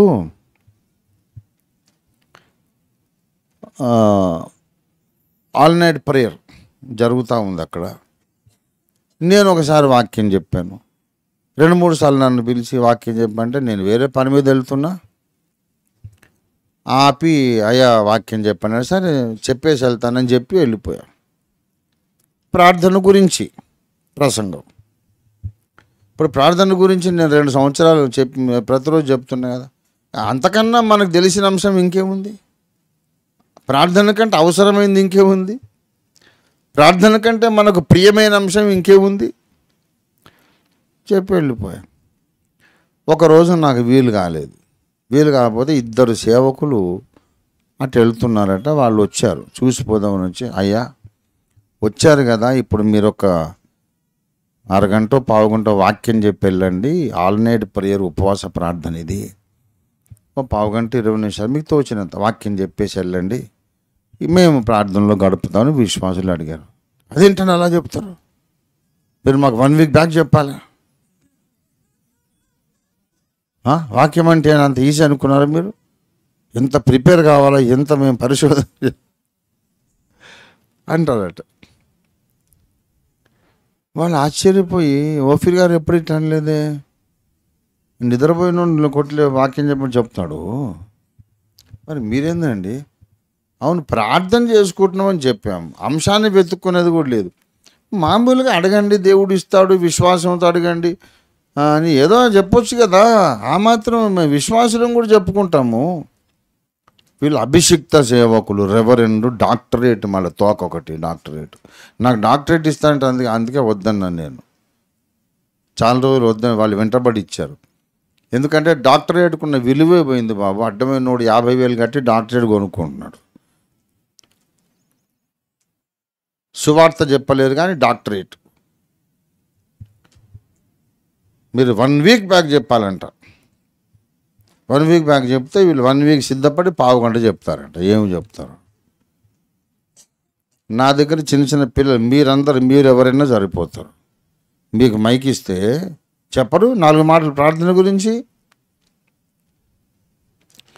ఈ భూమి మీద రెవరెండులు, డాక్టరేట్లు ఉన్నోళ్ళు, పెద్ద పెద్ద డిగ్రీలు ఉన్నోళ్ళు ఉన్నారు, కానీ హృదయంలో వాక్యం లేదు, నోట్లో వాక్యం లేదు. ఈ భయంకరమైన పరిస్థితులలో వాక్య కరువు వచ్చేసింది. నాడు వాక్య కరువు వచ్చేసింది. ఎందుకంటే హృదయములో వాక్యము లేని వాళ్ళు క్రైస్తవులుగా చలామణి అవుతున్నారు. హృదయంలో వాక్యము నివసించని వారు రెవరెండ్లు, డాక్టర్లు, ప్రసంగికులుగా చలామణి అవుతున్నారు. మన హృదయంలో దేవుని వాక్యము సమృద్ధిగా నివసించాలి. సమృద్ధిగా నివసించాలంటే నీ హృదయములోని అభిప్రాయాలు బైబిల్లో ఏ వచనానికి కూడా తేడా రాకూడదు. దేవుని అబద్ధికునిగా చేయొద్దు. దేవుడు సత్యవంతుడని నువ్వు చెప్పగలగాలి. దేవుని స్తోత్రం కలుగును గాక. దేవుడు నన్ను ఖండించినప్పుడు సత్యవంతుడు, నేను తప్పు చేశానని దేవుడు అన్నప్పుడు ఆయన సత్యవంతుడు. నన్ను గూర్చి దేవుడు ఏ తీర్పు తీర్చినా సత్యవంతుడు. నేను ఒప్పుకుంటున్నానయ్యా, నిజంతా నేను చెప్పిందంతా సత్యం, నేను అట్లాంటి అని చిత్తశుద్ధితో నువ్వు చెప్పగలిగితే నీ హృదయం పరిమళంతో నిండిపోతుంది. అప్పుడు కమ్మగా సంతోషంగా వచ్చి వాక్యమే ఆత్మరూపిగా వచ్చి నీలో నివసిస్తాడు. దేవుని స్తోత్రం కలుగును గాక.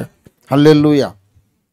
ఇప్పుడు నేను చెబుతున్నా, ప్రసంగం ఇప్పుడు సగమే అయింది కానీ నేను ముగించాను. ఇప్పుడు లైన్ ఆ ఒరబడి మీకు అర్థమైతే చాలు. ఎప్పుడైతే వాక్యము నీలో నివసించడం లేదో, you must know my dear man of God that something is wrong with your spiritual life. సమజ్గా వాక్యం చదువుతున్నానండి, నాకు గుర్తుండట్లేదు. వాక్యం చదువుతున్నానండి, నేను చెప్పలేకపోతున్నాను, నాలో ఉండట్లేదండి. ఎంత విన్నంతసేపు తర్వాత ఉండట్లేదు అని చెప్తారు చూడండి. వాళ్ళ ఆత్మీయ జీవితం ఎక్కడ తేడా ఉంది. దేవునికి వారికి ఏదో అభిప్రాయ భేదం ఉంది. మళ్ళీ వాడు అనుకుంటాడు ఏంటంటే వాడు మంచోడు కాదు, వీడు మారే. నీ నోట్లో ఎంత ఉంది వాక్యం, నీ హృదయంలో ఎంత ఉంది వాక్యం. వాక్యంతో నింపబడిన వ్యక్తిని చూసి వాక్యమే లేనోడు తీర్పు తీరిస్తే అది ఏమన్నా న్యాయమా? ఒక మనిషి నిండు కుండలాగా వాక్యం నిండింది, హృదయంలో ఒక ముక్క వాక్యం లేదు వాడికి.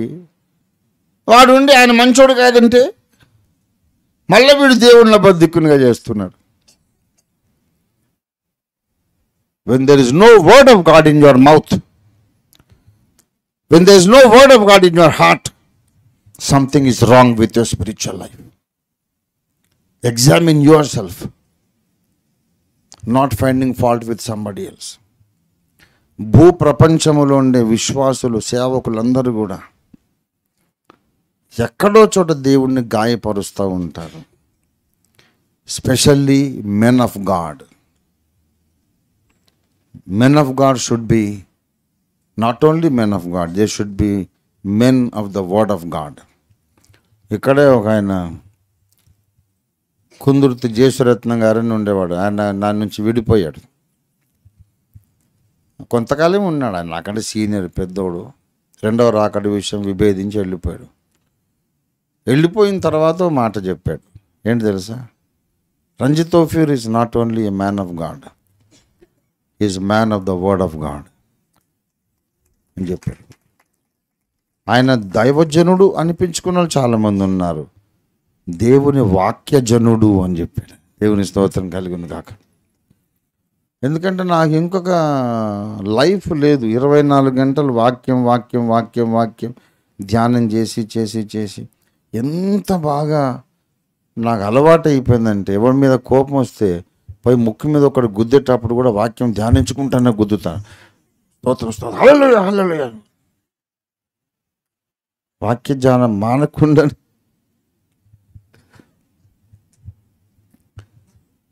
నేను ఏం చేసినా సరే, భోజనం చేసినా, స్నానం చేసినా, ఎవరైనా గుద్దినా సరే, కోటింగ్ ఇచ్చినా సరే, వాక్యం నడుస్తూనే ఉంటుంది అన్నమాట. కాబట్టి నాకు ఇక్కడ వెతుక్కునేది అవసరం లేదు. అక్కడ దేవుణ్ణి నా సేవారంభంలో అడిగాను, ప్రభువా ఏం చెప్పాలో నాకు బయలుపరచు, నేను రాసుకొని వెళ్తా, సిద్ధపాటు లేకుండా నేను పోకూడదు అని ప్రార్థన చేస్తే యేసయ్య అన్నాడు. ఇది నాకు BHAలో జరిగింది అనుభవం, అప్పుడు సేవ మొదట్లో. ఇప్పుడే బయలుపరచు, నేను రాసుకొని వెళ్తాను, సిద్ధపాటు లేకుండా నేను స్టేజ్ ఎక్కను అని అడిగా. యేసయ్య అన్నాడు, ఎందుకు నేను రావద్దాను నీతో స్టేజ్ మీదకి అన్నాడు. అదేంటి ప్రభు, నువ్వు రాకపోతే ఎలాగా అంటే, రావాలా నేను? మరి అయితే అక్కడ చెప్తాను కదా, ఇక్కడ ఎందుకు అడుగుతున్నావు అన్నాడు. ఇక్కడ వేరే సంగతులు ఉన్నాయి, నువ్వు ఒప్పుకోవాల్సింది, కడుక్కోవాల్సిన విషయాలు ఉన్నాయి, కడుక్కో, స్నానం చేయి ఇక్కడ శుభ్రంగా, నీ జీవితంలో ఫలానా సంగతులు క్షమాపణ వేడుకో, శుభ్రంగా స్నానం చేయరా, నేను నీతో పాటు వస్తాను స్టేజ్ మీదకి, ఏం చెప్పాలో అక్కడ చెప్తాను, అక్కడ నీ చెవులు పనిచేయవా. ఆనాటికి ఈనాటికి 42 సంవత్సరాలు దేవా, ఏకాంత ప్రార్థన అంతా నేను కడుక్కోవటానికే, ఏకాంత ప్రార్థన నేను కడుక్కోవటానికే పెట్టుకుంటాను. కడుగబడిన వ్యక్తిగా, అభిషేకించబడిన వ్యక్తిగా, అగ్నితో కాల్చబడ్డ వ్యక్తిగా వేదిక ఎక్కుతాను. వాక్యం అప్పటికప్పుడు అదే వస్తుందంతే. దేవుని స్తోత్రం కలుగును కాక. 6 గంటల ప్రసంగాలు చేసినోడు ప్రపంచ చరిత్రలో నేనే రికార్డు. ఎవడన్నాడు నాకు చెప్పండి. 6 hours ఒకటే మెసేజ్ విన్నోళ్ళు బ్రతుకున్నది. ఎక్కడి నుంచి మనిషా అనేమైనా కంప్యూటరా ఏంటండి, ఎలా చెప్తున్నాడు? ఒక కాగితం బుక్ ఉండదు. పొద్దున 10 గంటలకు మొదలుపెట్టి సాయంత్రం 4 దాకా ఒకటే ప్రసంగం. ఆ విన్నోళ్ళు ఎలా విన్నారు, చెప్పినోడు ఎలా చెప్పాడు, అసలు వాక్యం వింటున్నారా లేకుంటే లేవలేక నడుములు పడిపోయి కూర్చున్నారా, ఏమి అర్థం కావడం లేదని మొత్తం నెత్తి నోరు కొట్టుకొని గుండెలు బాదుకొని ఆశ్చర్యపోయారు హైదరాబాద్ జనాలు. అప్పటి 4-5 గంటల ప్రసంగాలు ఇంకా రికార్డెడ్గా ఇప్పటికి ఉన్నాయి. మా బావగారు తిట్టారు నన్ను, మా శరంపూర్ బావగారు, ఏందిరా నువ్వు అంతసేపు మాట్లాడితే, అన్ని పనులు మానుకొని మేము కూర్చొని వినాలి నీ ప్రసంగాలు 4 గంటలు, చిన్నగా చెప్పేది నేర్చుకో అన్నాడు మా బావగారు. ఏంట్రా 4 గంటలు చెప్తావు నువ్వు, మేము అన్ని పనులు మానేసి కూర్చొని వింటాం, ఇంకా చిన్నగా చెప్పాలి నువ్వు అని కోపడ్డాడు. అసలు బావగారే కదా, తండ్రి సమానుడు అన్ని సంతోషంగా నవ్వుకున్న, ఎప్పుడు మురిసిపోయాడు. పెద్దలు తిడితే నాకు చాలా సంతోషం. అది తిట్టడం కూడా ఒక రకంగా మెచ్చుకోలే కదా, ఒక మెప్పు. బావగారు మీరు బైబిల్ కాలేజ్ రిజిస్ట్రార్ గారు, మీ దగ్గర ట్రైనింగ్ పొందిన వాళ్ళు ఎంతమంది ఒక 2 గంటలు మాట్లాడతారు రాసుకోకుండా? అది నిజమే లేరా, you are an anointed man of God అన్నాడు. దేవుని స్తోత్రం. ప్రియులారా, నేను గొప్పలు చెప్పుకోవటం కాదు, పౌలు ఇలాగే ఉన్నాడు. పొద్దున మొదలుపెట్టి సాయంత్రం దాకా ప్రసంగం చేశాడు. ఇక ప్రసంగం ఆపడం లేదని సైతాను కోపం వచ్చి ఆ గోడ మీద కూర్చొని వాడు ఐతుకు అనేవాడు, ఈయన ఎప్పటికీ ఇంకా ఆపడని చెప్పేసి తోశాడు. వాడు కింద పడి చచ్చిపోయాడు. బాగా జరిగిందని సంకలు గుద్దుకున్నాడు సాతాను. పౌలు వెళ్ళి సీరియస్గా వాడిని లేపి మళ్ళా తెల్లారిన దాకా ప్రసంగం చేశాడు. వాక్య సేవకుడు, దేవునికి స్తోత్రం కలుగును కాక. పౌలు వాక్య సేవకుడు. వాక్యము హృదయములో నివసించడం లేదంటే నీ బ్రతుకు నువ్వేదో ఎక్కడ తేడా ఉందో దిద్దుకోవాలి, కానీ ఇంకొకటి మీద రాళ్ళేయకూడదు. వాక్యంతో నింపబడ్డ వాడిని చూసి యు ఆర్ నాట్ రైట్ అని అంటే అర్థం ఏంటి? గాడ్ ఈజ్ నాట్ రైట్ అన్నమాట. అంటే దేవుడు తెలియకుండా నివసిస్తాడంటే నీ లెక్కలు కాదన్నా, నీకు తెలియదు. ఒకవేళ ఏదన్నా మా వల్ల పొరపాటు జరిగినా సరే 5 నిమిషాల్లో దాన్ని సరి చేసుకొని క్షమాపణ చెప్పుకొని నూతన అభిషేకం పొందుకొని ముందుకు వెళ్తాం. వీడు దాన్ని 10 సంవత్సరాలు మాట్లాడుతుంటాడు, మాకు 10 నిమిషాలు లెక్కలు తేలిపోయినాయి, వాడు ఇది మాట్లాడుతూ ఉంటాడు. అందుకే వాక్యం ఉండదు, చెత్త చెదారం ఉంటుంది.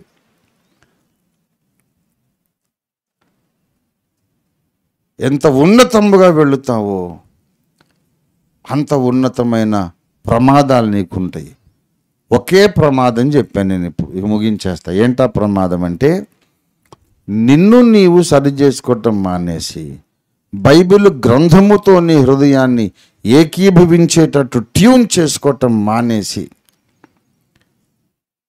వాక్య నిధిగా, వాక్య గనిగా బ్రతుకుతున్న ఒక మనిషి మీద నువ్వు రాళ్ళేసేది ఎప్పుడు మొదలు పెడతావో 100%గా నువ్వు భ్రష్టత్వంలో ఉన్నావని అర్థం చేసుకో.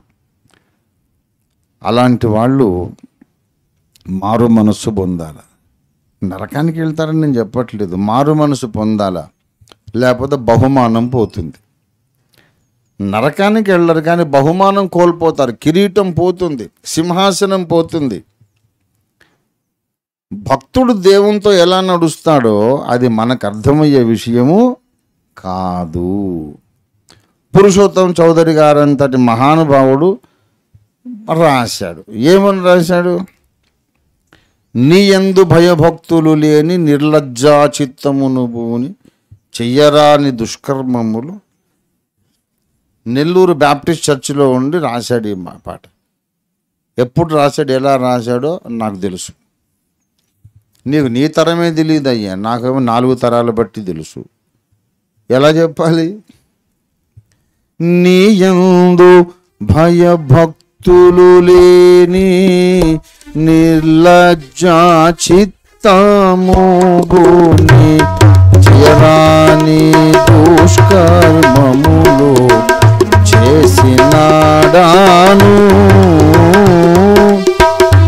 దయ్యాల రాజు చేతిలో చేయి వేసి వాణి పనుల చేయసాగి నేనే భంగి చెడిపోయి తినేయ్యో త్రాహిమా క్రీస్తునాథ దయ చూడారావే. నేను దేహియనుచు నీ పాదములే దిక్కు దాజేరేతి నిపుడు త్రాహిమా క్రీస్తునాథ. గౌవాజేయ రాణి చెడ్డ కర్మేంద్రియాధీనుడానై రవ్వా పాలై నేనుతో నవ్వ పొందితి.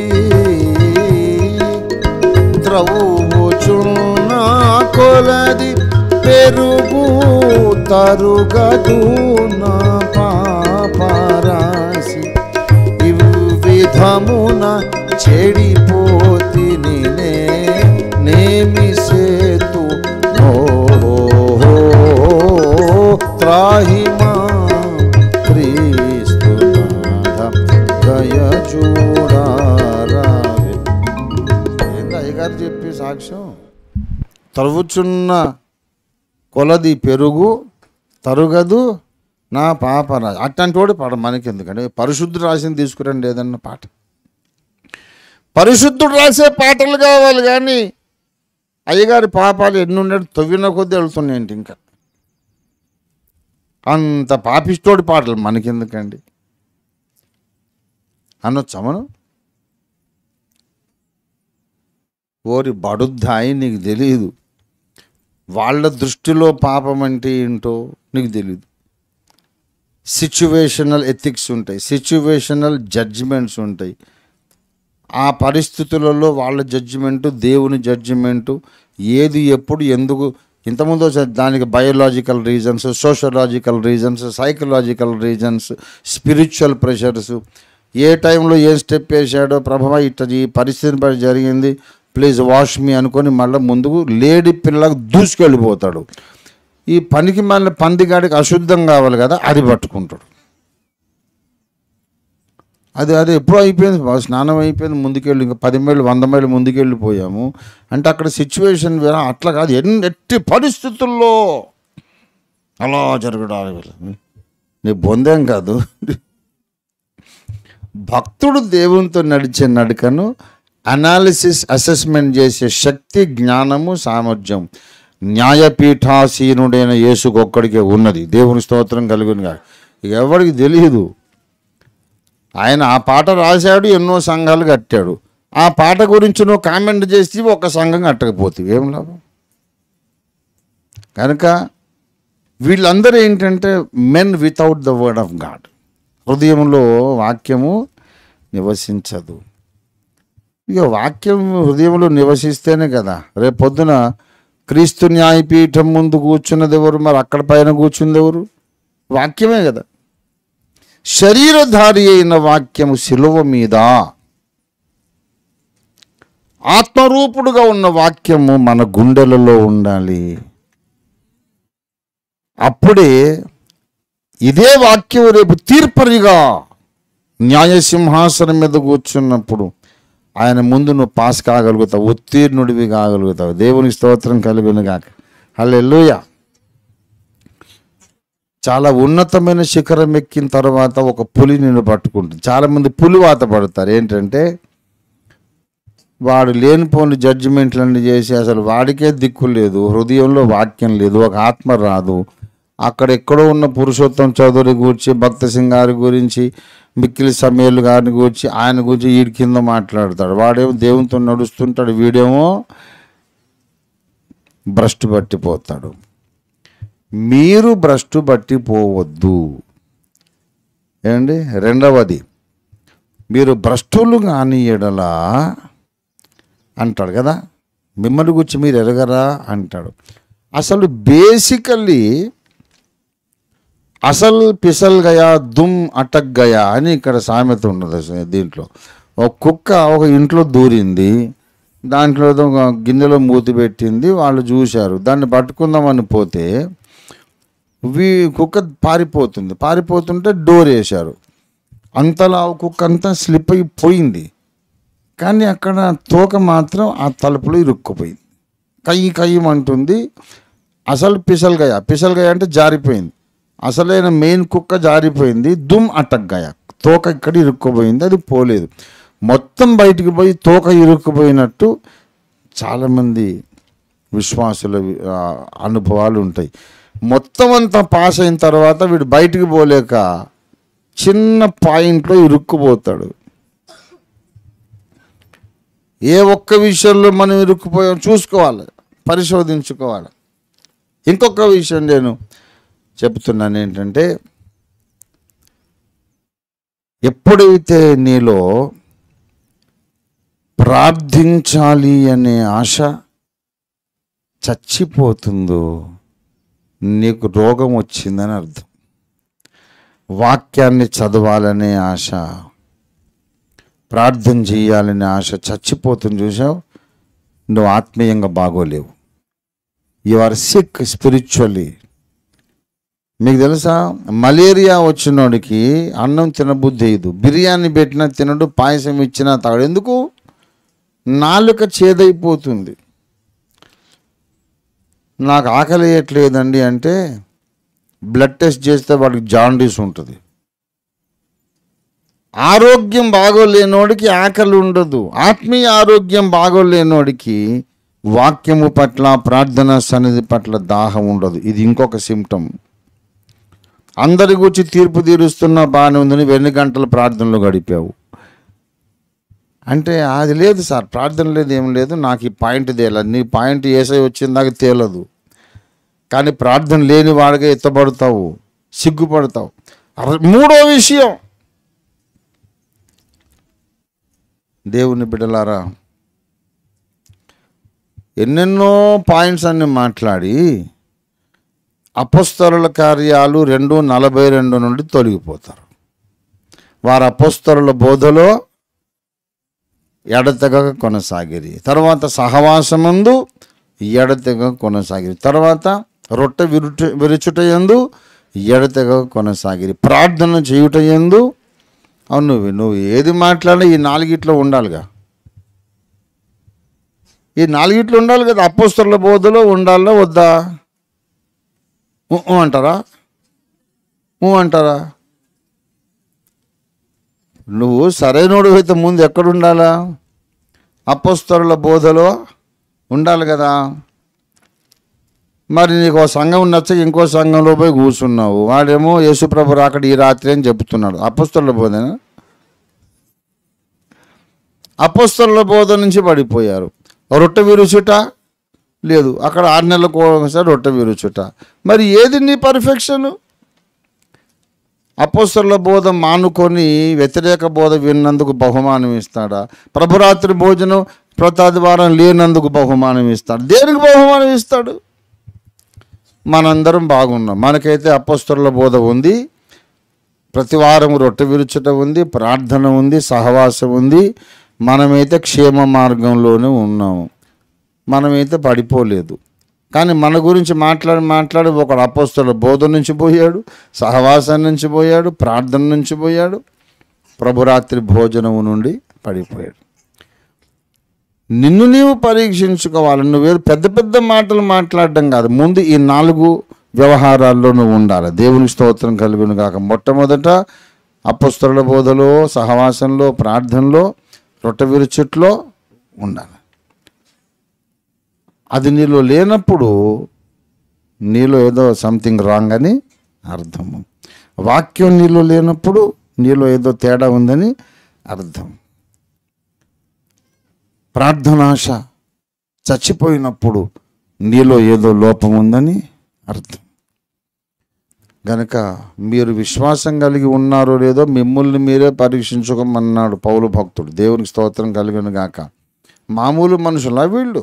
ఏ కృపావరమందు లోపము లేని వారు అయినా వాళ్ళు పరీక్షించుకోవాలి. ఎందుకంటే ఎత్తైన కొండల మీదనే ప్రమాదాలు ఉంటాయి.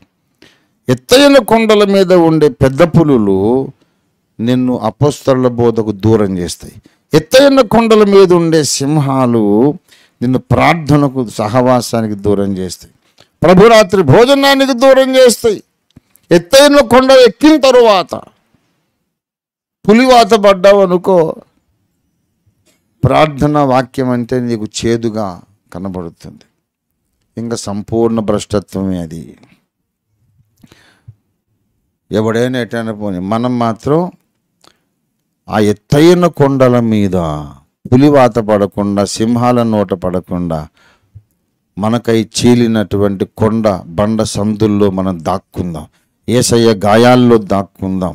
ఎత్తైన కొండపైకి ఎక్కడం అవసరం, ఎక్కిన తర్వాత పులివాత పడకుండా ఉండడం అవసరం. దేవుడు అటువంటి జ్ఞాన హృదయం, క్షేమమైన యాత్ర మనకు అనుగ్రహించునుగాక.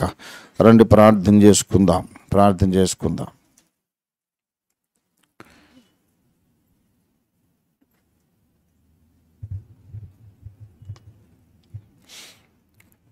దేవా, నన్ను క్షేమముగా నడిపించమని అడుగుదాం. మనందరం మన 2 చేతులు ఆకాశంతటి పైకెత్తి, క్షేమమైన మార్గంలో నడిపించు తండ్రి, నన్ను జీవ మార్గంలో నడిపించు తండ్రి.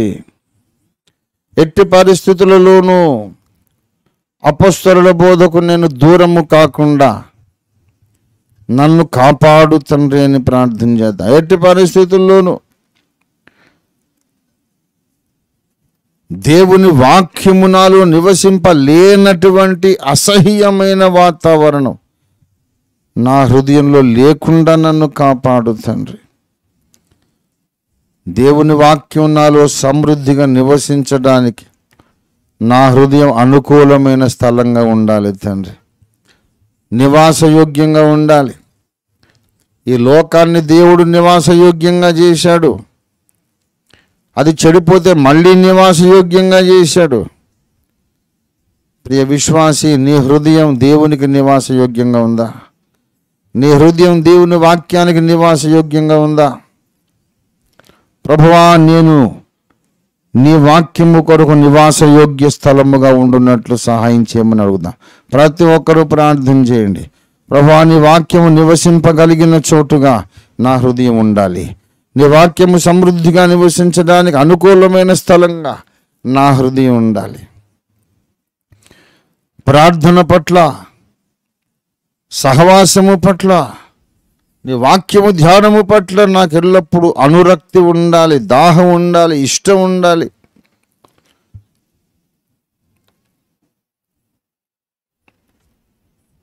4 మూల స్తంభాలు విశ్వాస జీవితానికి మీరు సిద్ధపరిచారు. ఆ 4 స్తంభాల మీద నేను ఎల్లప్పుడూ ఉండున్నట్లు సహాయం చేయమని అడుగుదాం. అపొస్తలుల బోధ నుండి ఎప్పుడు నేను దూరం కావద్దు. అపొస్తలుల బోధ, సహవాసము, రొట్టె విరుచుట, ప్రార్థన, ఏకాంత ప్రార్థన, సంఘ ప్రార్థన, దీని నుండి దూరమైన తరువాత ఏ విలువలు మాట్లాడితే ప్రయోజనమేముంది? ఏ విమర్శలు చేస్తే ప్రయోజనమేముంది? తండ్రి, నన్ను కాపాడు, నన్ను క్షేమంగా కాపాడు. నేను పులివాత పడొద్దు తండ్రి. సింహాల నోళ్లకు నేను ఆహారం కావద్దు. నన్ను కాపాడు. ఎత్తైన కొండ మీద ఉన్న, ఎత్తైన ప్రత్యక్షతల సంఘంలో ఉన్న, ఎత్తైన జ్ఞానము ప్రత్యక్షత కలిగిన సంఘములో నేను ఉన్నాను. ప్రభువా, నన్ను కాపాడు, నన్ను కాపాడు. ఇక్కడ నుండి పడిపోకూడదయ్యా. ఎత్తైన స్థలము నుండి పడిపోతే ప్రాణాపాయము కదా నాయన. ఏదో చిన్న అంతస్తులు ఉన్నప్పుడు పడిపోతే కోలుకోవచ్చు. ఎత్తైన కొండపైకెక్కి పడిపోతే ప్రాణాపాయం కదా యేసయ్యా. నీవే నా ప్రభుడవు, నాకు క్షేమాధారం ఇంకేదీ లేదు. నన్ను కాపాడు, నన్ను కాపాడు, నన్ను కాపాడు యేసయ్యా. నన్ను భద్రపరచు, క్షేమమైన మార్గంలో నడిపించు, క్షేమంగా నన్ను గమ్యము చేర్చమని మనందరం ప్రార్థన చేద్దాం. హల్లెలూయా, హల్లెలూయా, హల్లెలూయా, హల్లెలూయా, హల్లెలూయా, హల్లెలూయా, హల్లెలూయా, హల్లెలూయా. మోషే కంటే శ్రేష్ఠుడు అన్ని మోసముల నుండి విడిపించు. మోషే కంటే శ్రేష్ఠుడు అన్ని మోసముల నుండి విడిపించు. వేషధారులను ద్వేషించు, ఆశతో మోక్షదము.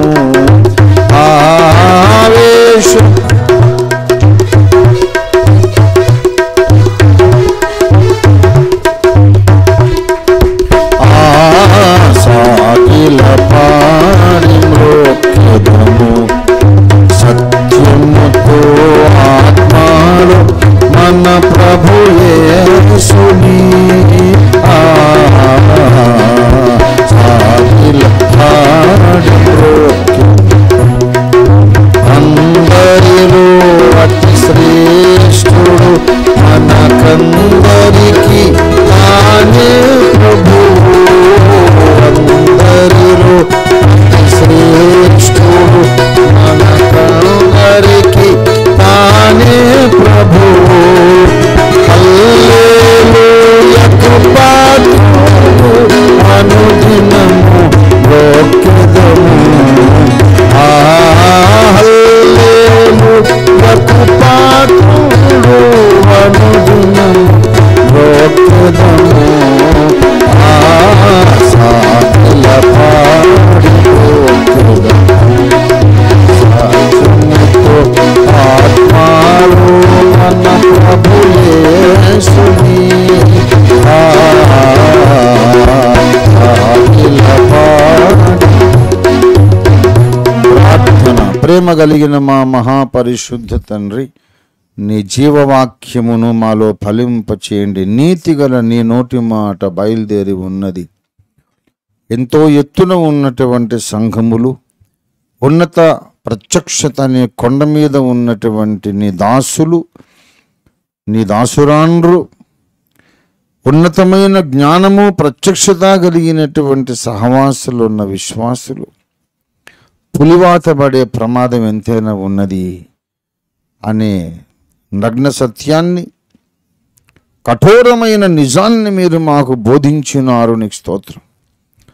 ఇప్పటికే చాలామంది పులివాత పడ్డారు తండ్రి. ఎంతో తెలుసని, ఎన్నెన్నో గ్రహించాము, విషయాలు తెలుసని పులివాత పడ్డ వాళ్ళు ఎందరో ఉన్నారు. వాళ్ళని మేము ఇప్పుడేం చేయలేం. కానీ మిగిలిన విశ్వాసులు జ్ఞానము కలిగి ధైర్యము తెచ్చుకొని జాగ్రత్త వహించి నీ కొండపేటులను, పేటు బీటలను ఆశ్రయించుటకు సహాయము చేయండి. నాకును మాకందరికి నీ కృప దయచేయండి. నీ రెండవ రాకడ వరకు మేము ఉన్నత శిఖరాల మీద ఉంటూనే ఈ సింహాలను పురులను తప్పించుకుంటూ క్షేమముగా నడిచే కృప జాగరూకత మాకు దయచేయమని, ఆ గుహలు సింహ వ్యాఘ్రములుండే గుహలను కనిపెడుతూ ఆ క్రూర మృగాల బారిన పడకుండా క్షేమంగా నడిచే నైపుణ్యం నేర్పరితనం మాకు దయచేయమని, భూమి మీద ఉన్న ప్రతి క్రైస్తవ విశ్వాసికి అటువంటి నైపుణ్యం దయచేయమని యేసు పరిశుద్ధ నామములో స్తుతించి ప్రార్థిస్తున్నాం తండ్రి. మన తండ్రి అయిన దేవాది దేవుని శాశ్వత ప్రేమయు సర్వజగద్రక్షకుడైన యేసునాథుని అనంత కృపయు పరిశుద్ధాత్మ దేవుని తోడి దివ్య మనోహర సహవాసము చేరివచ్చిన మనకందరకు భూలోకమందున్న సకల భక్త కోటికి ఇప్పుడు ఎల్లప్పుడూ సదాకాలం ఎడబాయక తోడయుండి ఉన్నత శిఖరాగ్రముల మీద క్షేమమైన మార్గంలో పరమకణానుకు నడిపించునుగాక. ఆమీన్ ఆమీన్ ఆమీన్. యేసు రక్తమునకే జయం. ప్రభు యేసు రక్తమునకే జయం. ప్రభు యేసు నామమునకు సంపూర్ణ జయం కలుగునుగాక. అపవాదికి వాని సమస్త కార్యములకు అనంత నాశనము కలుగునుగాక. అందరికీ వందనాలు. దయచేసి అందరూ కూడా